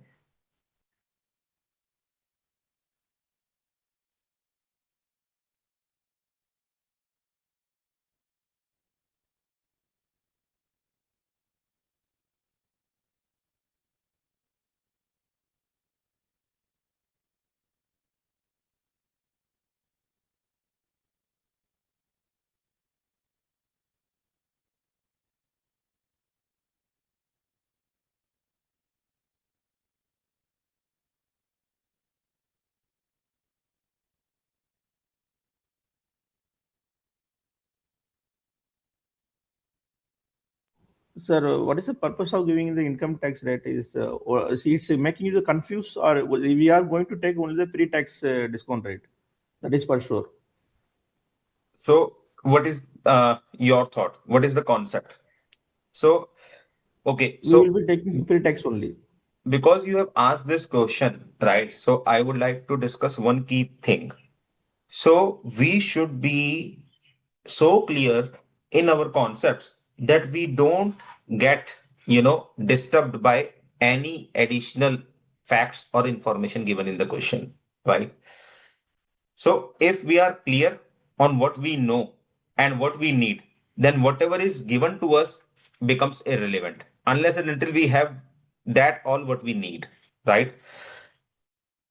So it happens, sometimes that in question, sometimes there are unnecessarily details being, mentioned just to uh, do two things. Number one, to take out your extra time to read them, try to interpret, think through, and understand what needs to be done on this, and certainly to confuse you as well, right? So just be clear what information you need from this question to come up with the answer.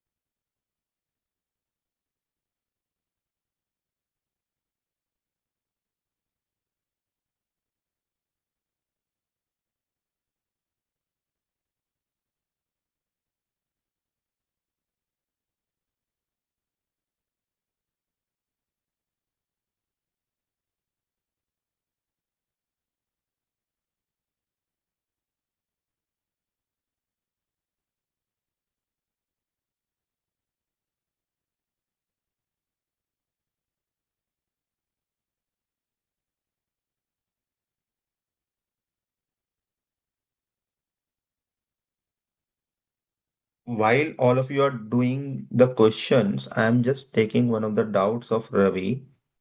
What if revaluation gain is also happened along with impairment loss in earlier years? Then, in case of reversal of impairment loss, revaluation gain also not taken into consideration. Okay, so very good question, Ravi, you have asked, and we will cover this after the break. We have a numerical which will have both revaluation gain as well as the impairment loss. And then how we are going to adjust uh, those two items together or account for those two items together, we will talk about that.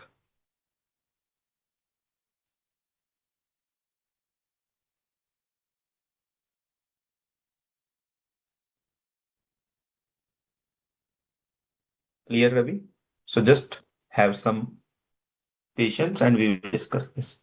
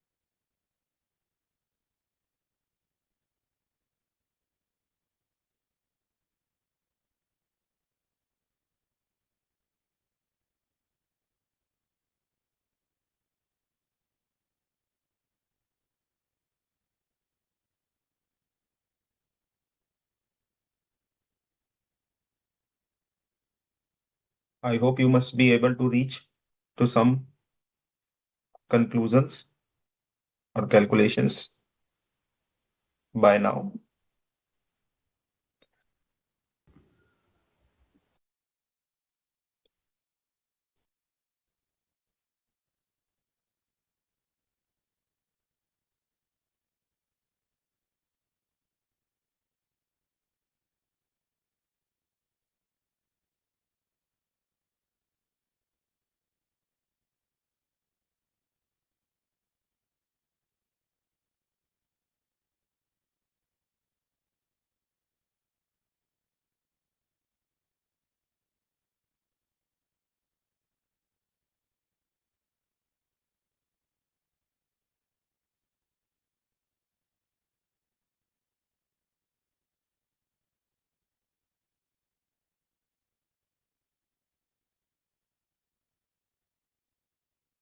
Okay, so let's have a break now for 10 minutes, and I hope you must be able to perform the calculations, and you certainly be able to complete them, and then we will discuss the solution after the break. So we'll resume at 8:50 sharp. Ashok ji, break started now.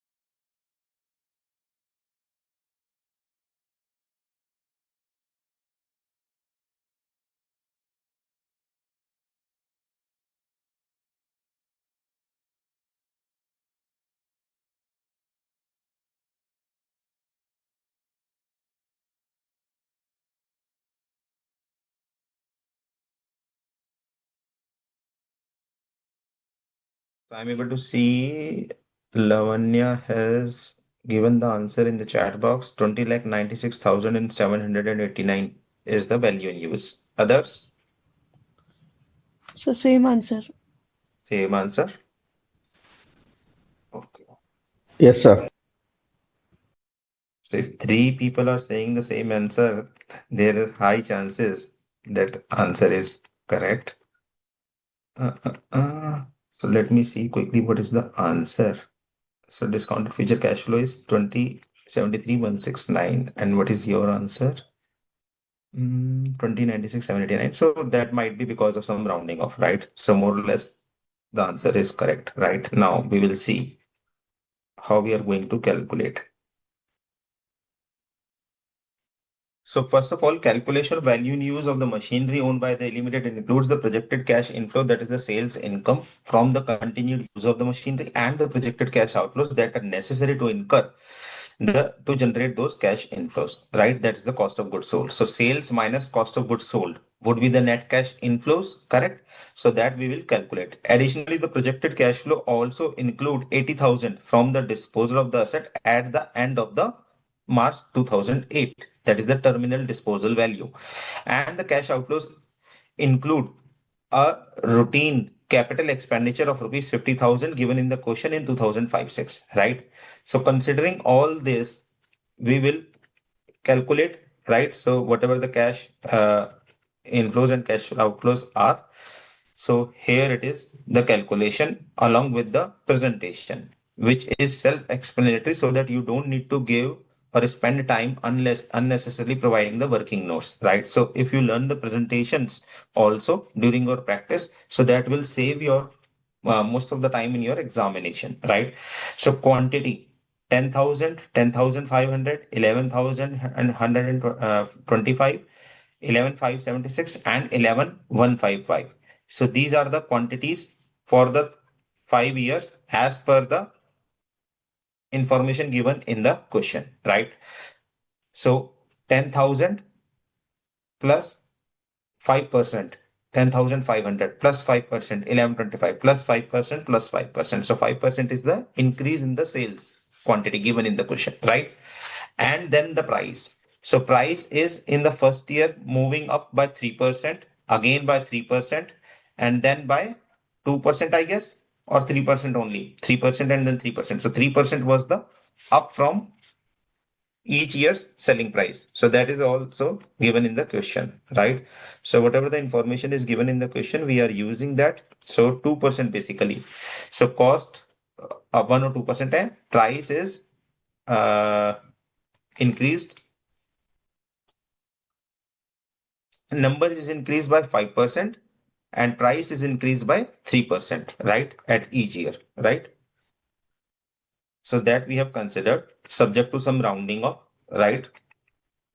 And then we have calculated the estimated cash, which we will realize by selling these much quantity at these very price, right? So these are the estimated cash. Then 80,000 is the disposal proceeds in the fifth year. So that we also considered. Then total estimated cash inflows are this, right? Including this 80,000. Now the cost. So cost is being escalated uh, at a given rate. So 162, 162, then 165, then 168, and then 171, right? So estimated cash outflow as part of the cost of goods sold, we will multiply these cost rates with the quantity above, and then a 50,000 additional cost given in the question will be incurred for the repair and maintenance for the machinery to function it the way it is used to function, right? So that 50,000 outflow is also considered, and then total cash outflows we have arrived at, right? So these are the total cash outflows, right? And then after deducting the outflows from the inflows, these are the net cash flows for the 5 years, right? Now we will apply the discount rate, which is also given in the question at the rate 8%. So 8% discount rates we will use, and then we will multiply, right? And finally we will sum up the total amount. So this total amount will come to 20,73,169, right? Since the future cash flows are estimated on a pre-tax basis, the discount rate is also determined on the pre-tax star mark.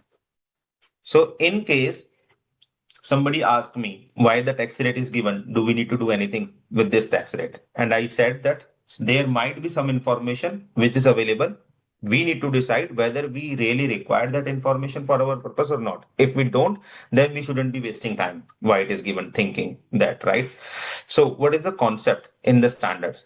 In the standard says pre-tax discount rate needs to be used. And standard also says tax adjustments are not required to be made in adjusting the cash outflows, right? So the same thing which we have mentioned here. Since the cash outflows are not taking the adjustments for the tax impact, so the tax rate will also be the pre-tax rate. So pre-tax rate for the pre-tax cash flows. If we make the tax outflow as well, adjust the cash flows for the tax outflow as well for all the 5 years, then we will adjust the discount rate as well to come up with the post-tax rate, right? So ideally, the standard says the best practice is neither to adjust the cash flows for the tax nor to adjust the tax rate, discount rate for the tax. Is that clear? Yes, sir. Clear, sir. So, what is the key learning from this question, which you are going to note down on your writing pad? Number one, we need to use the pre-tax discount rate for our discounting purposes. Number two, we should not take the impact of the tax on our cash outflows as well, right? Unless and until in the question, the tax outflows are already given adjusted for the tax impact, then probably you might need to adjust the tax rate on your discount rate as well, right? Because in this question, we had no information about the taxes, right, for the 5 years. And hence we did not adjust the cash outflows for those tax impacts. So we use the tax in discount rate as the pre-tax rate only, correct? And that is the first choice of the standard. Use the pre-tax discount rate and don't adjust the tax impact on the cash flows.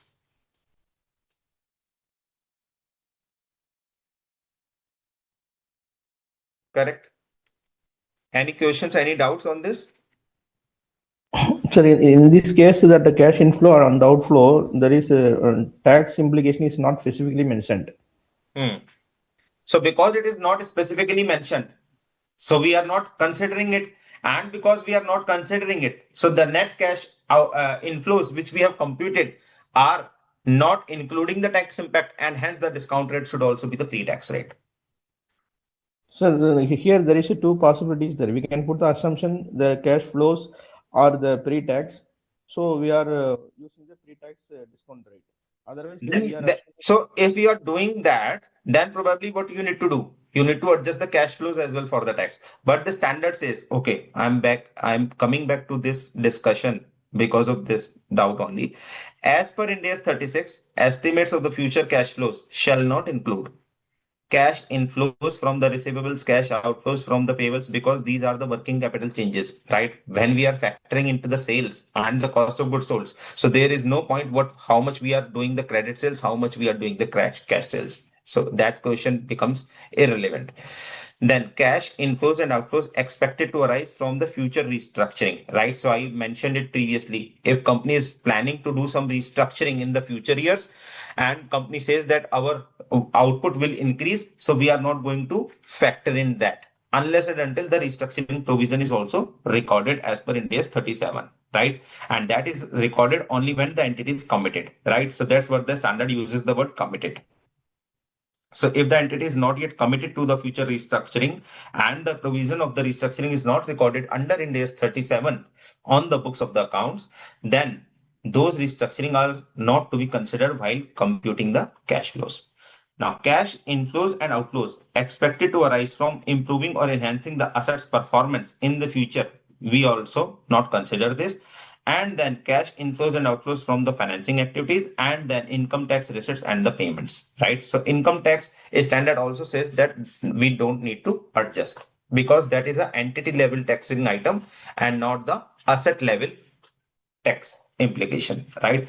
Hence, in this case, cash flows do not include the financing interest, that is 10%, the tax 30%, and the capital expenditure to which E has not yet committed of rupees 1 lakh, which is given in the question just to make you confused unnecessary, right? Because these three pieces of information, 1, 2, and 3, are given in the question. Now you will end up thinking at least for 5 minutes what to do with these three, right? Clear? Yes, sir. Yes, sir.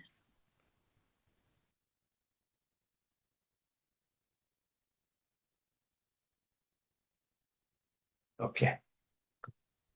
Let's do this question. On 1st of January to year 1, Entity Q purchased a machinery costing rupees 2,40,000 with an estimated useful life of 20 years. So 2,40,000 is the cost of purchase, 20 years is the estimated life, and residual value is 0. Depreciation SLM, so 240 divided by 20, simple. The asset had been revalued on 1st of January, year 3, right? So in this question, first of all, we noted that calendar years are financial years, right? So we should be focusing on January to December for all the calculation purpose, right? Now, because years are also not mentioned, what is mentioned? Year 1, year 3, year 4, year 5, right? So we need to be, careful while reading this. So on 1st of January, year 3, it is revalued to 2,50,000, but with no change in the useful life. So useful life remains 20 years, but the value from of the machinery is revised to 250 from the carrying value as on that date.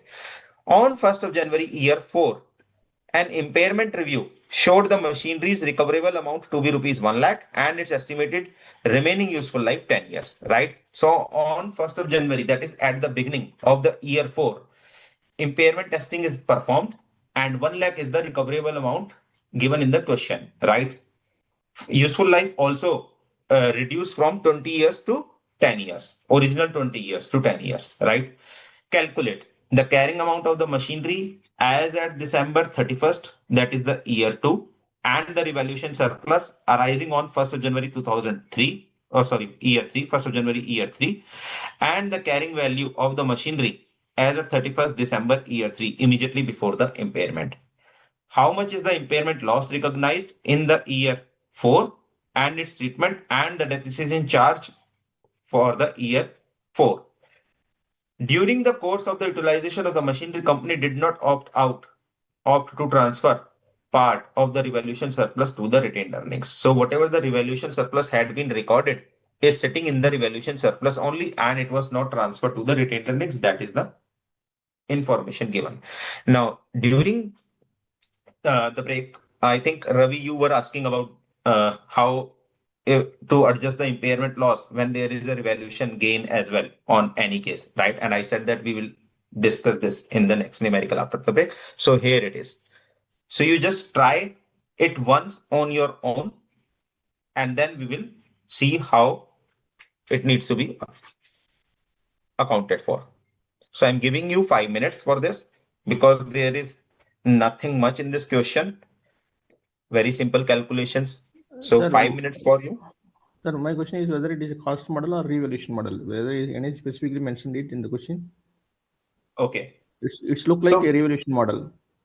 okay. So whenever the question says the asset is revalued, it automatically means that the company's accounting policy is the revaluation model. Okay, sir, got it. Okay. Because India 16 allows only two policies, either on cost or on the revaluation. And if the company has opted the cost model, it cannot do the revaluation anyway. Correct?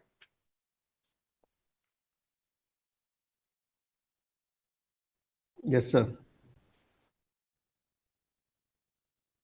So I'm giving you 5 minutes.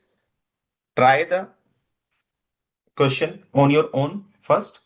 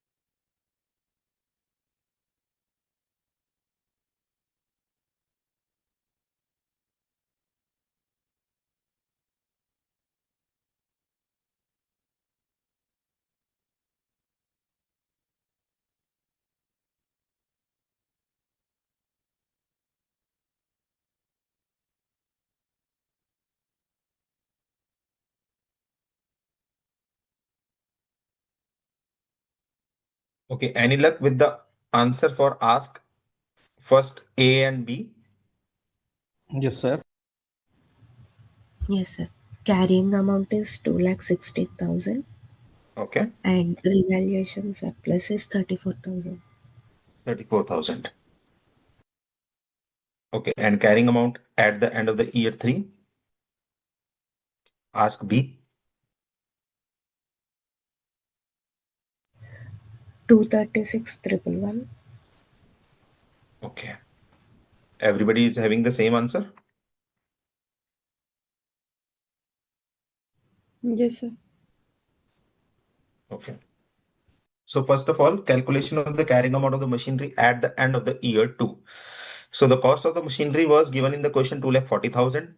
20 years was the useful life given. SLM depreciation was to be applied. Residual value was 0. So 240 divided by 20, right? So 24,000 would be the depreciation for the 2 years, 12,000 for each year, right? So 216 would be the carrying value at the end of the year two, correct? Then the calculation of the carrying value of the machinery for the year three. So carrying amount at the beginning is 216, that is this one. And then revaluation done at the beginning of the year three is 250. So 34,000 would be the revaluation surplus. What would be the journal entry to record this revaluation surplus? By any chance, anybody can tell?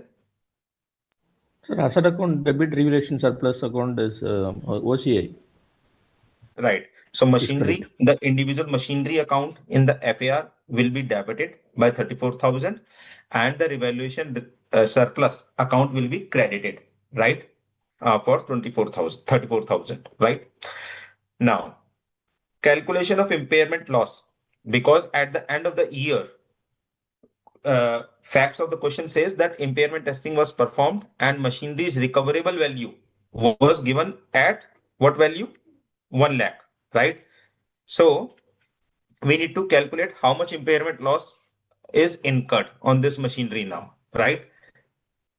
So valuation as at 1st of January, the revalued amount is 250 and accumulated depreciation in the year three, that is 250 divided by 18, right? So 20 years was the total life. 2 years have already passed. So 18 years are the remaining, correct? And because Yes, sir. earlier the depreciation was calculated basis the cost, but now the revaluation has done. So we will be revising our the depreciation amount as well, yes or no? Yes.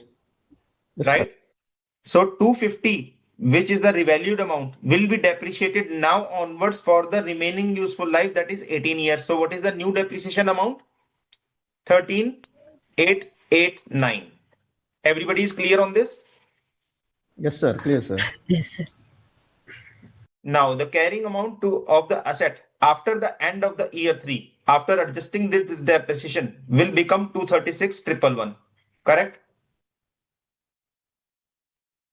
Yes, sir. So this will be the opening amount for the year four, right? So on 1st of January year four, the recoverable amount of the machinery is 1 lakh.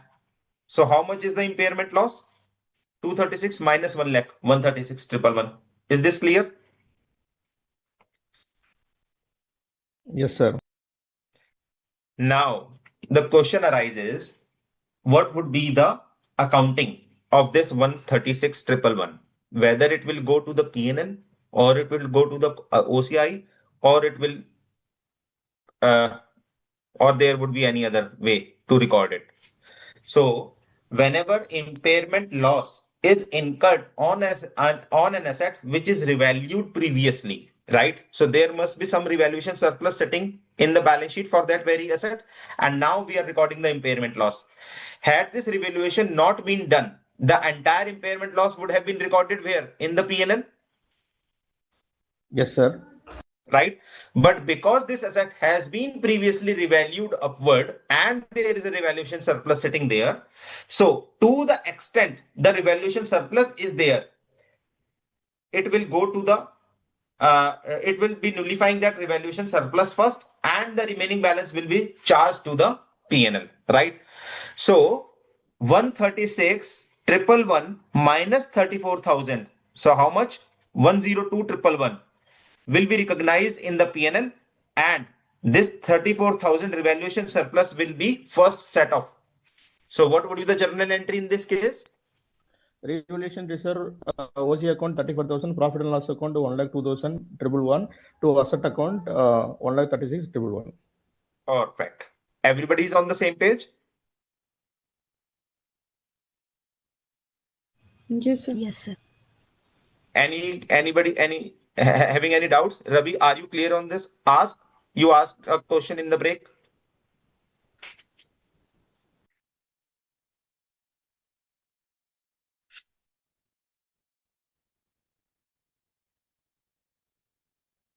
Okay. Now we need to calculate the depreciation for the year 4 as well after the impairment loss recorded. So because the impairment loss recorded, can we skip on the depreciation accounting? No. No. Even if the impairment loss is recorded, depreciation has to be provided. So carrying value of the machinery at the beginning of the year 4 is how much now? 1 lakh, 1 lakh. because we have reinstated. Remaining useful life is how much? 10 years given in the question, right? So the life is reduced from 20 years to 10 years or 18 years to 10 years now.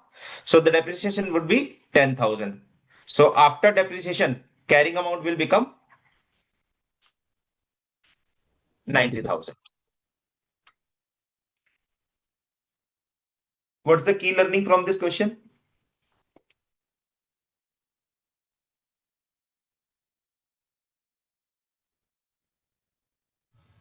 Adjustment of revaluation surplus. Correct. So the key learning is, if the asset is revalued in the past and has a revaluation surplus sitting on the balance sheet, then that needs to be adjusted or set off first against the impairment loss, if any, incurred. The remaining impairment loss will be charged to the P&L. Clear? Yes, sir. Okay. Let's do the next question, question number 4. On 31st March 2001, Vision Limited acquired 80% of the equity shares of the Mission Limited for 190 million. So what is happening? Vision Limited is a acquirer, Mission Limited is the acquiree, and 80% stake is acquired for 190 million on 31st March. The fair value of the net assets of the Mission Limited that were included in the consolidated balance sheet of the Vision Limited as at 31st March were 200 million.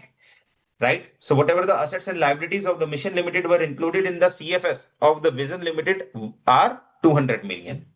It is the group's policy to value the non-controlling interest in the subsidiary at the date of the acquisition at its proportionate share of the fair value of the subsidiary's identifiable net assets. What do you mean by the proportionate share of the fair value? And what NCI means? See, non-controlling interest, they will take over their goodwill, and parent company, they will take over their goodwill. Correct. So non-controlling interest is the interest which we used to call minority interest under the IGAP. Correct. So now the name is changed. So minority interest which we used to call under the IGAP, has become non-controlling interest under the Ind AS. If by mistake you use the word minority interest in your examination, you will certainly lose at least 1 or 2 marks for using that term. Right? So Ind AS term is non-controlling interest. Okay. So non-controlling interest is measured at proportionate fair value, right? During the consolidation. On 31st March 2004, Vision Limited carried out its annual review of the goodwill on the consolidation of the Mission Limited and found evidence of impairment. No impairment has been evident when the reviews were carried out at 31st March 2002 and 2003. So, question is saying in 2002 and 2003, there were no evidences for impairment, but during the year 2004, when the consolidated financial statements were prepared for the Vision Limited, then impairment is evident. The review involved allocating the assets of the Mission Limited to its 3 cash generating units and computing the values in use for each of these units. The carrying values of the individual units before any impairment adjustments are given below. Now there are 3 units: Unit A, Unit B, Unit C, right? For these units, the carrying values are given, right? What are the carrying values? Intangible assets is one item in these units, property, plant, and equipment is another item, and some current assets. Current assets could be in the form of cash, could be in the form of trade receivables, could be in the form of inventory, right? We do not know as long as it is uh, mentioned as current assets, right? And even if no requirement to know, right? Now, these are the carrying values: total, total, and total for unit A, unit B, unit C in millions, right? Value in use for the 3 units already computed applying the DCF method given in the question is 180, 66, and 104. It was not possible to meaningfully allocate the goodwill on the consolidation to the individual cash generating units, but all the other net assets of the Mission Limited are allocated in the tables above. So whatever assets are acquired are all allocated in these 3 units or these 3 CGUs, but goodwill couldn't be allocated, right? The intangible assets of the Mission Limited have no ascertainable market value, but all the current assets have the market value that is at least equal to their carrying value. The value in use of the Mission Limited as a single cash generating unit on 31st March 2004 is 350 million. Discuss and compute the accounting treatment of the impairment of the goodwill as per Ind AS 36.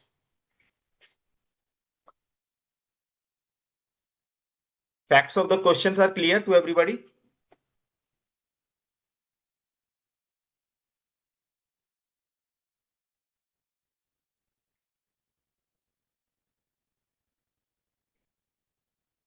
So, carrying value is 170 and recoverable value is 180. Impairment loss, yes or no?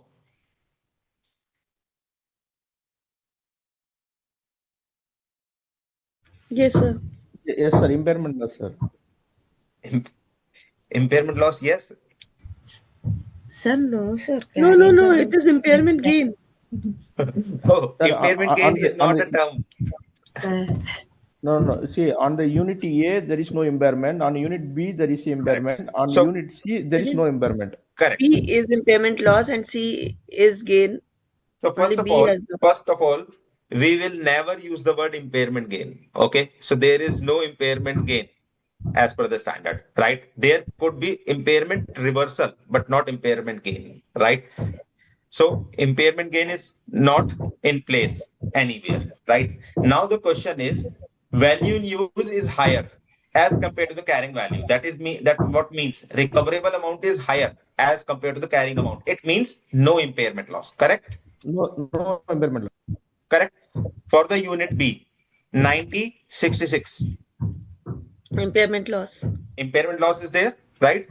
And for the unit C, 100 and 104, No impairment loss. No. right? So in this case, there is no impairment loss. In this case, also there is no impairment loss, but in this case, there is impairment loss. Correct? Now, what you need to do? Compute the impairment of the goodwill.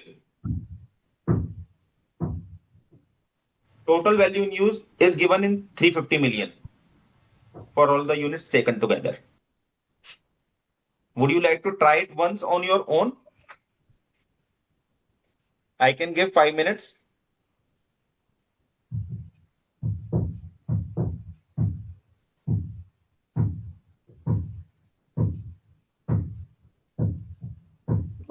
Okay, sir. Just think through what is required and try to uh, come up with the impairment loss calculation, and then anyway we'll discuss the solution. I just want to give opportunity to all of you first. I'm waiting for 5 minutes.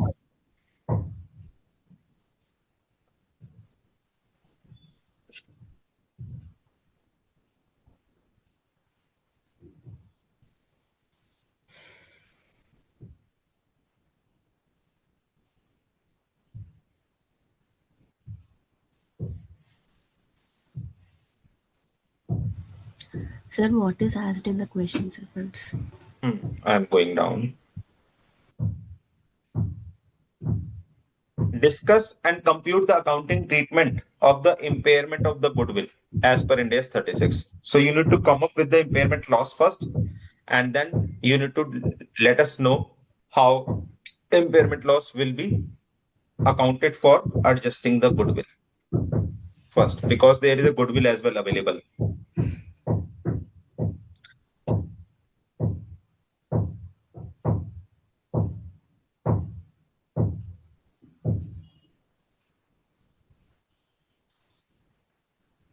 So can we move towards upwards in the question once more?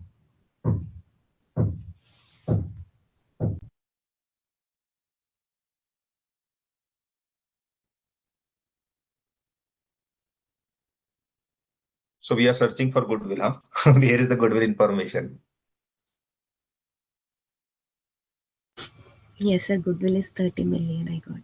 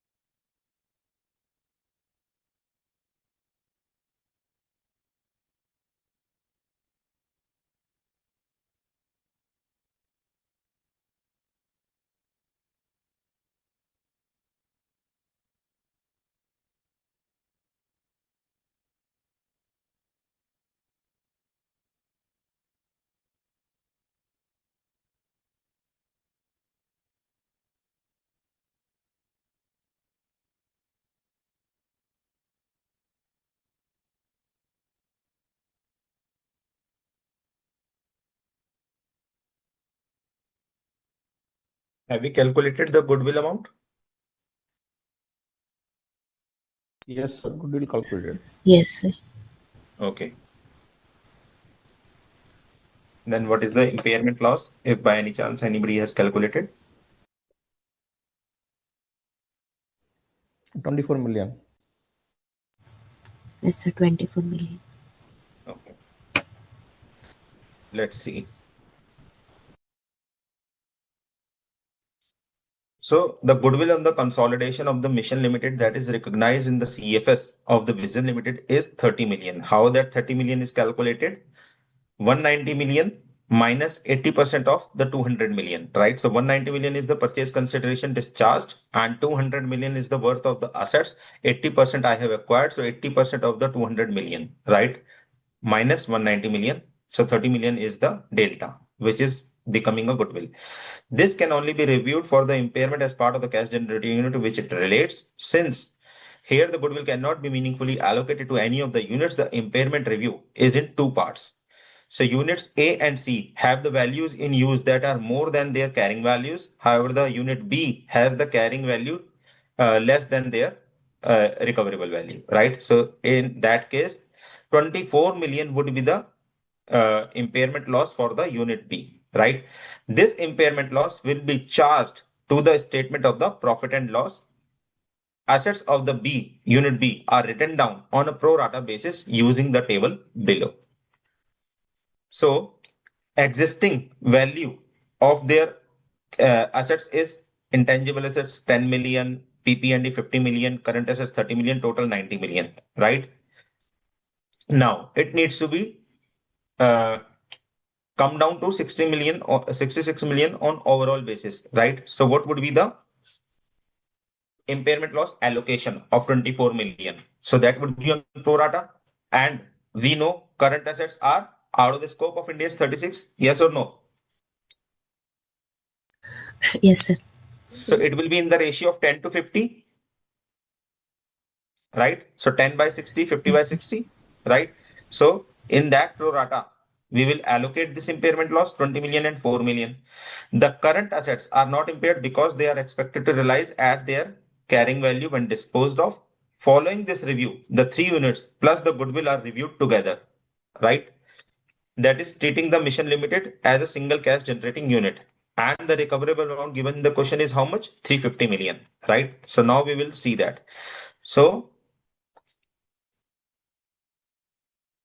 350 million is what the carrying value of the units A, unit B, and unit C, right? So unit A carrying value is how much? 170. Unit B is 66 after the impairment, and unit C 100. This is all given in the question, right? And this we have already computed as above, right?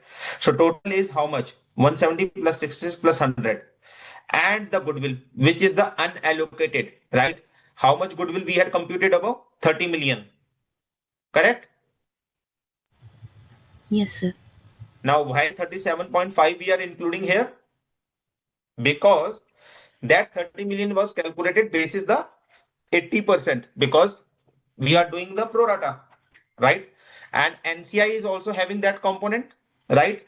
So as per the appendix C of the Ind AS 36, given that subsidiary is 80% owned and not the 100% owned, the goodwill must be first grossed up to reflect the notional 100% investment, right? So 30 divided by 80%. How much it will give? 37.5 million. Correct?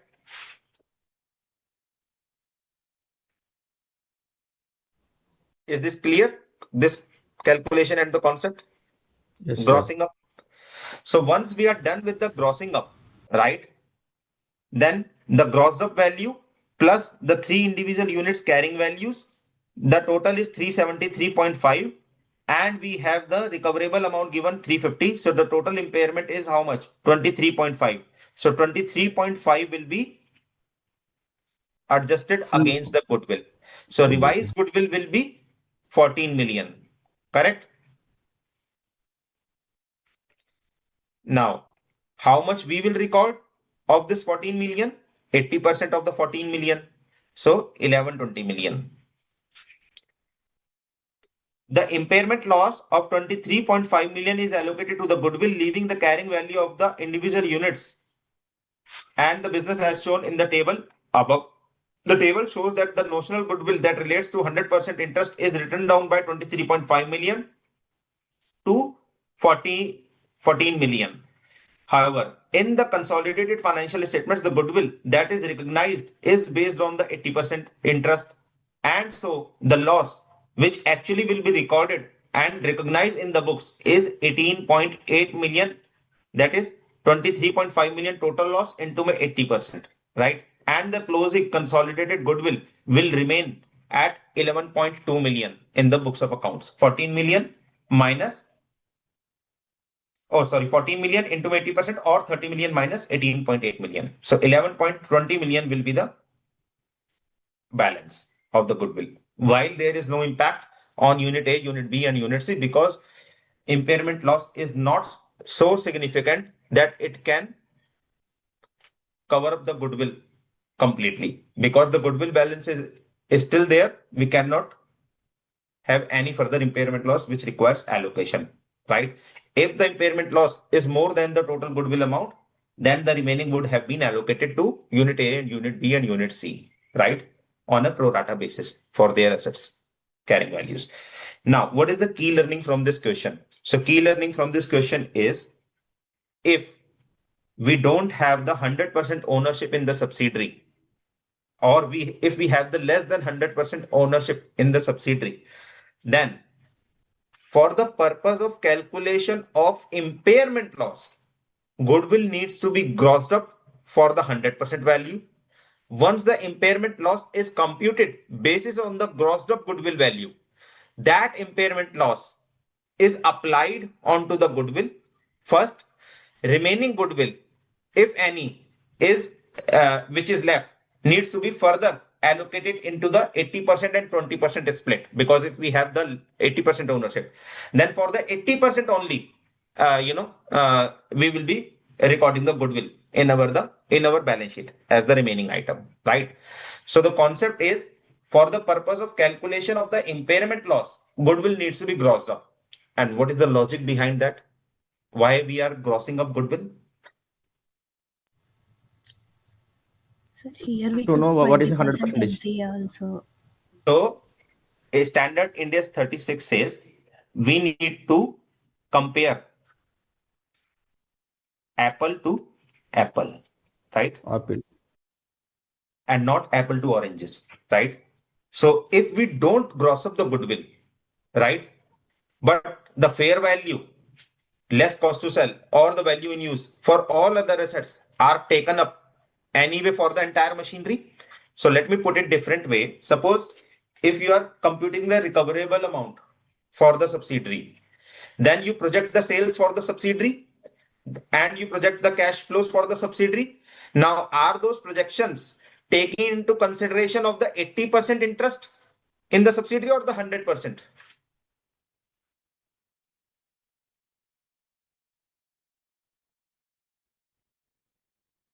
So my question to you is, when you are computing the value in use, okay, and you are computing the cash flows, so whether those cash flows belong to the full entity or 80% of the entity?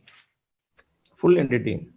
Full entity, Yes, sir. because whatever the sales are projected, those sales are projected for the entity as a whole rather than 80% or 70% of the entity, correct? Correct. So if the recoverable value of 350 million, which is computed basis on the value in use, would have been computed for the whole entity, Yes, Yes, for sir. whole entity, not for 80 right? percentage. Right. Now, this 350 million should be compared with 80% of the carrying values of the assets or the 100% of the carrying values. 100%. 100% of the carrying 100%. value. Now, for other assets, unit A, unit B, unit C, we already have that 100% value available. Yes or no? Yes, Yes. sir. But for goodwill, it is not. Why? Because we have computed the goodwill for 80%, 30 million. So 30 million is for 80%. Remaining assets are for 100%. Total of these two will be compared to 350 million. Whether we are doing apple to apple? No, we are not doing apple to apple. Apple to apple means the carrying values for the 100% needs to be compared with the recoverable value of the entity. Now, recoverable value of the entity is anyway 100%. So for carrying value also needs to be 100%. So unit A, unit B, unit C, the existing carrying values are for 100%, but for goodwill, because 30 million was only for 80%. So we have grossed up that first to make it 100%. And then we total up all the items to compare with the recoverable amount. Is that clear? Yes, sir. Yes, sir. I hope this is the key learning from this question. You must be noting down on your writing pad. So how can you note down this? Under Ind AS 36, we have to compare uh, carrying values of the assets with the recoverable value of the assets basis on apple to apple comparison. In case of the subsidiary companies, where carrying value of all other assets are already given and goodwill which we have computed for our own share, which is less than 100%, we need to gross up the goodwill first to make it for 100%, and then we compare the total carrying value of the assets including goodwill with the recoverable value of that entity in order to calculate the impairment loss. Once the impairment loss is computed, then it will be applied first. That anyway we know that it will be applied first onto the goodwill and the remaining on the other assets, because it is not completed on the goodwill also has the some remaining balance, so there is no question to allocate on unit A, B, C, right? The impairment loss will also be recorded on a 80% basis. So calculation will happen at 100%, accounting will happen at 80%. Is that clear? Yes, sir. Remaining 20% you will go to the NCI, Correct. the impairment loss. Correct. Everybody's clear on this? Yes, sir. Perfect. So the last question for the day. All the questions are unique, right? We have altogether different learnings from all these 5 questions. Now this is again a unique. At the 31st March 2001, the assets of CGU are being reviewed for impairment. The carrying value of the CGU's net assets is 65 lakhs, excluding the restructuring provision, and remaining useful economic life recognized life of recognized assets is 8 years. Management's approved budgets on 31st March 2001 include restructuring cost of 3,50,000 to be incurred in year 2. The restructuring is expected to generate a cost saving of rupees 1 lakh per annum from year 3 onwards. Formal budgets have been prepared for the 3 years for the 3 years to 31st March 2004. A zero growth rate is assumed because market conditions are extremely competitive, and this is expected to continue for the foreseeable future. The future cash flows estimates are as follows. Scenario 1, with the restructuring consideration. Scenario 2, without the restructuring consideration. Now, as per the concept of Ind AS 36, which cash flows we should consider after adjusting the restructuring or before adjusting the restructuring? Before adjusting the restructuring. Others? Yes, sir. Without restructuring costs. No. The concept is, if the restructuring provision is recorded as per the Ind AS 37, provisions, contingent liabilities, and contingent assets, then post restructuring. If that is not recorded, then without restructuring, right? So standard doesn't mandate that restructuring is not required to be factored in. It's simply the standard says those restructurings to which the entity is not yet committed are to be ignored. And which restructurings are those which to which entity is not yet committed? The ones for which restructuring provision is also not recorded in the books for under Ind AS 37, right? So the concept is If the restructuring, if entity is committed to the restructuring, then the provision is recorded under Ind AS 37. Hence, for impairment purpose, restructuring will be considered. If the entity is not yet committed, the provision for Ind AS 37 or restructuring under Ind AS 37 is not recorded, then the restructuring will not be considered for impairment workings. Is that clear? Yes, sir. If already the existing condition is already existed and approved, then the reconstruction is okay. Then we can consider. There is no. Correct, correct. Now, both the scenarios cash flows are given. So these are the cash flows, right? In year 2002, the net cash flows without restructuring are 8,70,000, exceed the net cash flows with restructuring 520 by the amount of restructuring cost 350, which is already given in the question. The future cash flows, which exclude inflation, have been discounted at the rate of 4%. For simplicity, it has been assumed that the cash flow arise at the end of the each year. Compute impairment loss for 31st March 2001 when restructuring provision is recognized and when restructuring provision is not recognized. What do you mean by recognized, non-recognized? That is, entity is committed, entity is not committed. If entity is committed, restructuring provision is recognized under Ind AS 37. If entity is not committed, restructuring provision will not be recognized under Ind AS 37. Right? Is that clear? So, assuming the two scenarios, you need to calculate the impairment loss in both the scenarios when the restructuring is considered and when the restructuring is not considered. So, again, giving you 5 minutes.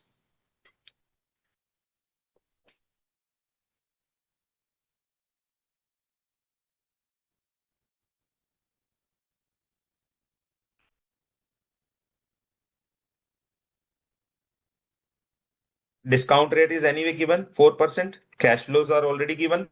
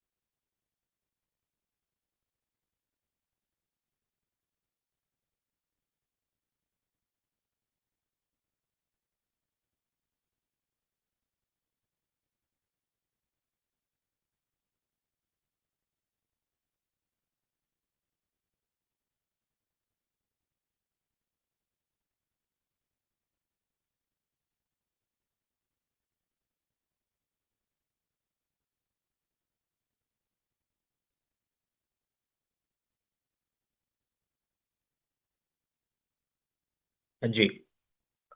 Any luck?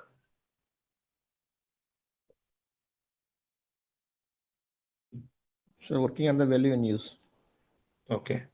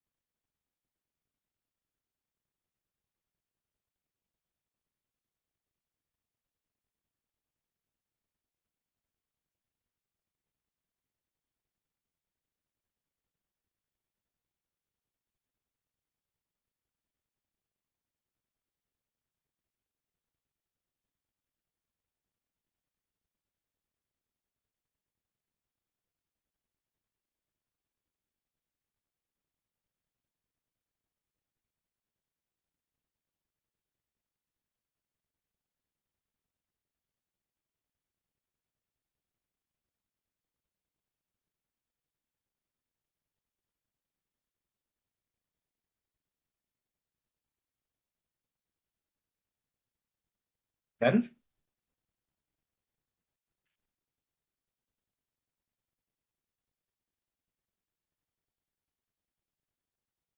any luck Yes, with the sir. answers?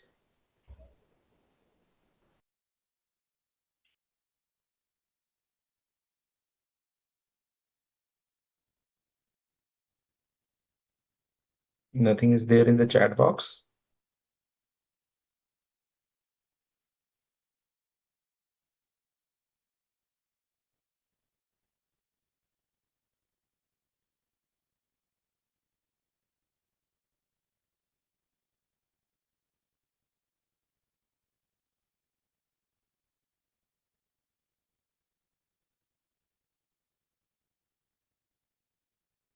So Saminathan is saying there is no impairment loss in the first scenario. Okay. What about the second one?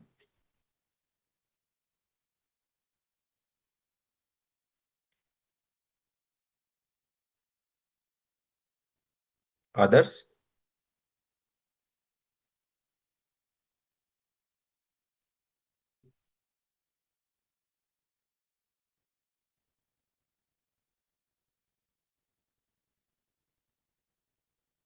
Looks like everybody's tired now.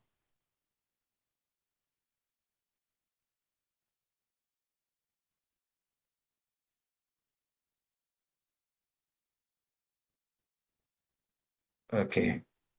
So 227,000 is the impairment loss. Okay. Okay, let's see. So I have previously mentioned as well in my previous sessions as well as in today's session, we have to be smart enough to present our solution the way that it will save time and it is easily understandable to the examiner, right? And we don't need to provide unnecessarily long working notes, right, which will kill or eat up a lot of time on the part of us in the examination hall because we have 3 hours, right? So smart presentations helps save time and better present the answer. So this is the table which you can leverage to use, uh, you know, uh, to solve this question in the examination. So first column will be for the year, second column would be for the discount rates, right? And then you will create 2 columns. First with the restructuring consideration, second without the restructuring consideration, because you have to answer for both the scenarios. Then what are the future cash flows given that you can copy paste from the question, and then you can calculate from your calculator, multiplying this to this and to this, right? And here you can present your calculated present value of those cash flows, right? And then at the bottom, you can sum up those, right? So value in use will be 6514 and 6273.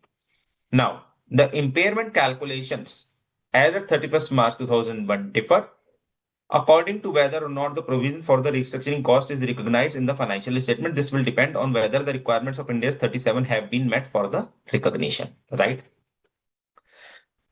Now, the provision for restructuring cost under recognized under Ind AS 37 for 31st March 2001. That is the scenario one.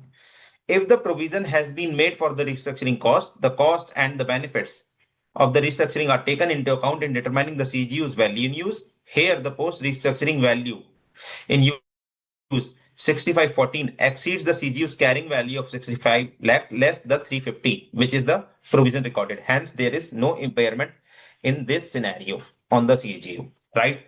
So only entry for the restructuring cost will be posted. That is P&L account debit to restructuring provision 3,50,000. That's all. But when the restructuring costs are not recognized, in that scenario, if we compare the value in use, which is computed 6273 with the 65, then we will end up having a impairment loss of rupees 2,27,000, right? In this case, what will happen? Entry for the restructuring provision will not be there because we are not considering the restructuring. We are not yet committed, right? But impairment loss 227 will be recognized. How that will be recognized? Asset account debit, or sorry, P&L account debit to asset account, impairment loss 227. Clear? Yes, sir. So what we have learned from this, two learnings. Number one, we have to be careful about restructuring cost. Restructuring costs are always considered while computing the impairment if entity is committed, and those are recorded as a provision under Ind AS 37. Otherwise not. Number one learning. And number two, when there are different scenarios and we need to perform the repetitive calculations in both the scenarios, better presentation skills will help us saving time in the examination, right? So apart from learning the key concepts and practicing the numericals, learn the presentation as well, because it will be a time savior for you in the examination hall.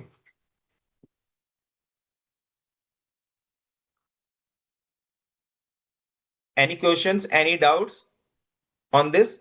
Anybody is having? Can you please explain part 2 again? Part 2. Okay. So in the part 2, what is happening? Restructuring costs are not recognized, right? It means entity is not yet committed to the restructuring. And when the entity is not committed to the restructuring, we will not consider the restructuring impact on our cash flows, correct? If we don't consider the restructuring impact on our calculations, what would be the present value or the recoverable value or value in use computed? That is 62,73,000. And what is the carrying value? 65 lakhs. So how much is the impairment loss? 2,27,000. So that will be recorded in that case.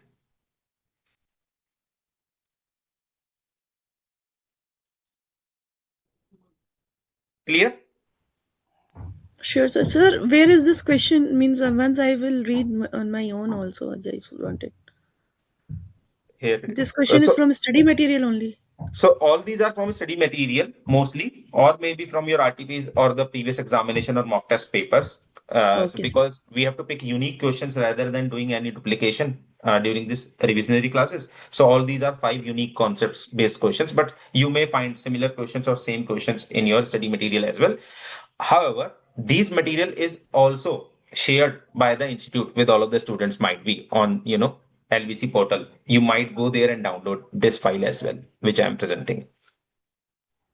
Sir, I have one question. sure, The sir. Thank initially, you. I'll do it. Okay, sir. Sir, I have one question. The initially and the start of the question, you have asked one question whether the restructuring is considered or not expenses or income. We said no. Finally, then you said yes. My point is that whatever because of the restructuring, whatever the expenses, what are the inflow is going to happen, which we are not considering in the while we're calculating value in use. No, no, no, no. So, see, restructuring cost will be recorded only when the entity is committed to the restructuring, right? So once the India's 37 conditions are satisfied, so it is a discussion of India's 37, not India's 36. So India's 37 has its own conditions when restructuring provision will be recorded. What are those? Present obligation, right? Amount is measurable, right? So all these conditions are there mentioned in India's 37, right? Once those are satisfied, then we are uh, required to record the provision for restructuring. And if we are recording the provision for restructuring, then it means entity is committed, right? And for the purpose of India's 36, the only thing which we need to know is whether the restructuring costs are committed or not. If they are committed, then cash flows will be adjusted for those restructurings, otherwise not, right? So in the question, both the scenarios are there. Assuming restructuring is there and assuming restructuring is not there, right? So assuming restructuring is there, what are the cash flows given in the question? Assuming restructuring is not there, what are the cash flows given in the question? We have to come up with the value in use under the both situations, compare with the carrying amounts, right? So there is no thumb rule whether restructuring needs to be considered or not. It depends on whether entity is committed to the restructuring or not.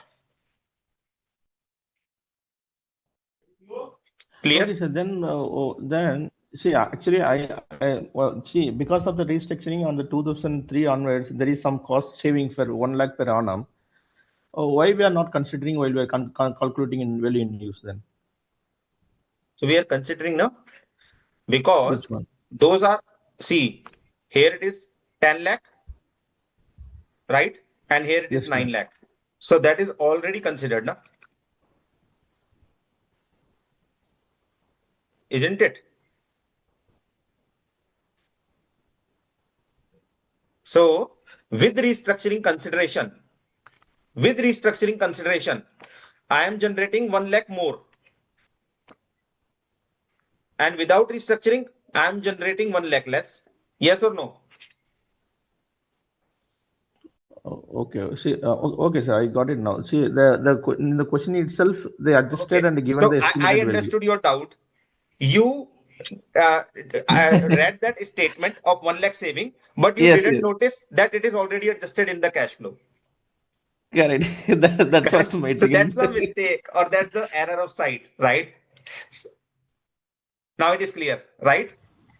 Yes, sir. Initially, I also got the same doubts sir, about 1 lakh. Oh, okay. So I so so was stuck in this Later only, sir, on, because of okay. this. So another key learning. We have to be careful while reading the question, right? So if the question is saying 1 lakh saving, right? Then if it is not adjusted in the cash flows already given in the question, right? Here it is, right? So if it is not adjusted already, then we might need to do that because it is already adjusted. Hence, we shouldn't be doing it again. yes, sir. Clear? Indirectly, they told about the cost, but they did not mention anything about the Yeah, savings. yeah, Means it yeah, must be understood it is also included. yeah. So it is already adjusted, right? Okay. So with that note, the session is over. I wish you all the very best. I hope the session was insightful for all of you. Yes, Yes, sir. sir. Very Yes, much sir. useful. Thank you, sir. Thank you. And this Thank is the you. last class, I think, sir, of yours today. No, I have two more the next coming Saturday and the Sunday. Okay. See you If the again. doubt will be there, we can ask in that classes. Certainly. Certainly. Thank you. Enjoy. Thank you, sir. Have a good day. Bye. Session is Thank over, you, sir. Ashokji.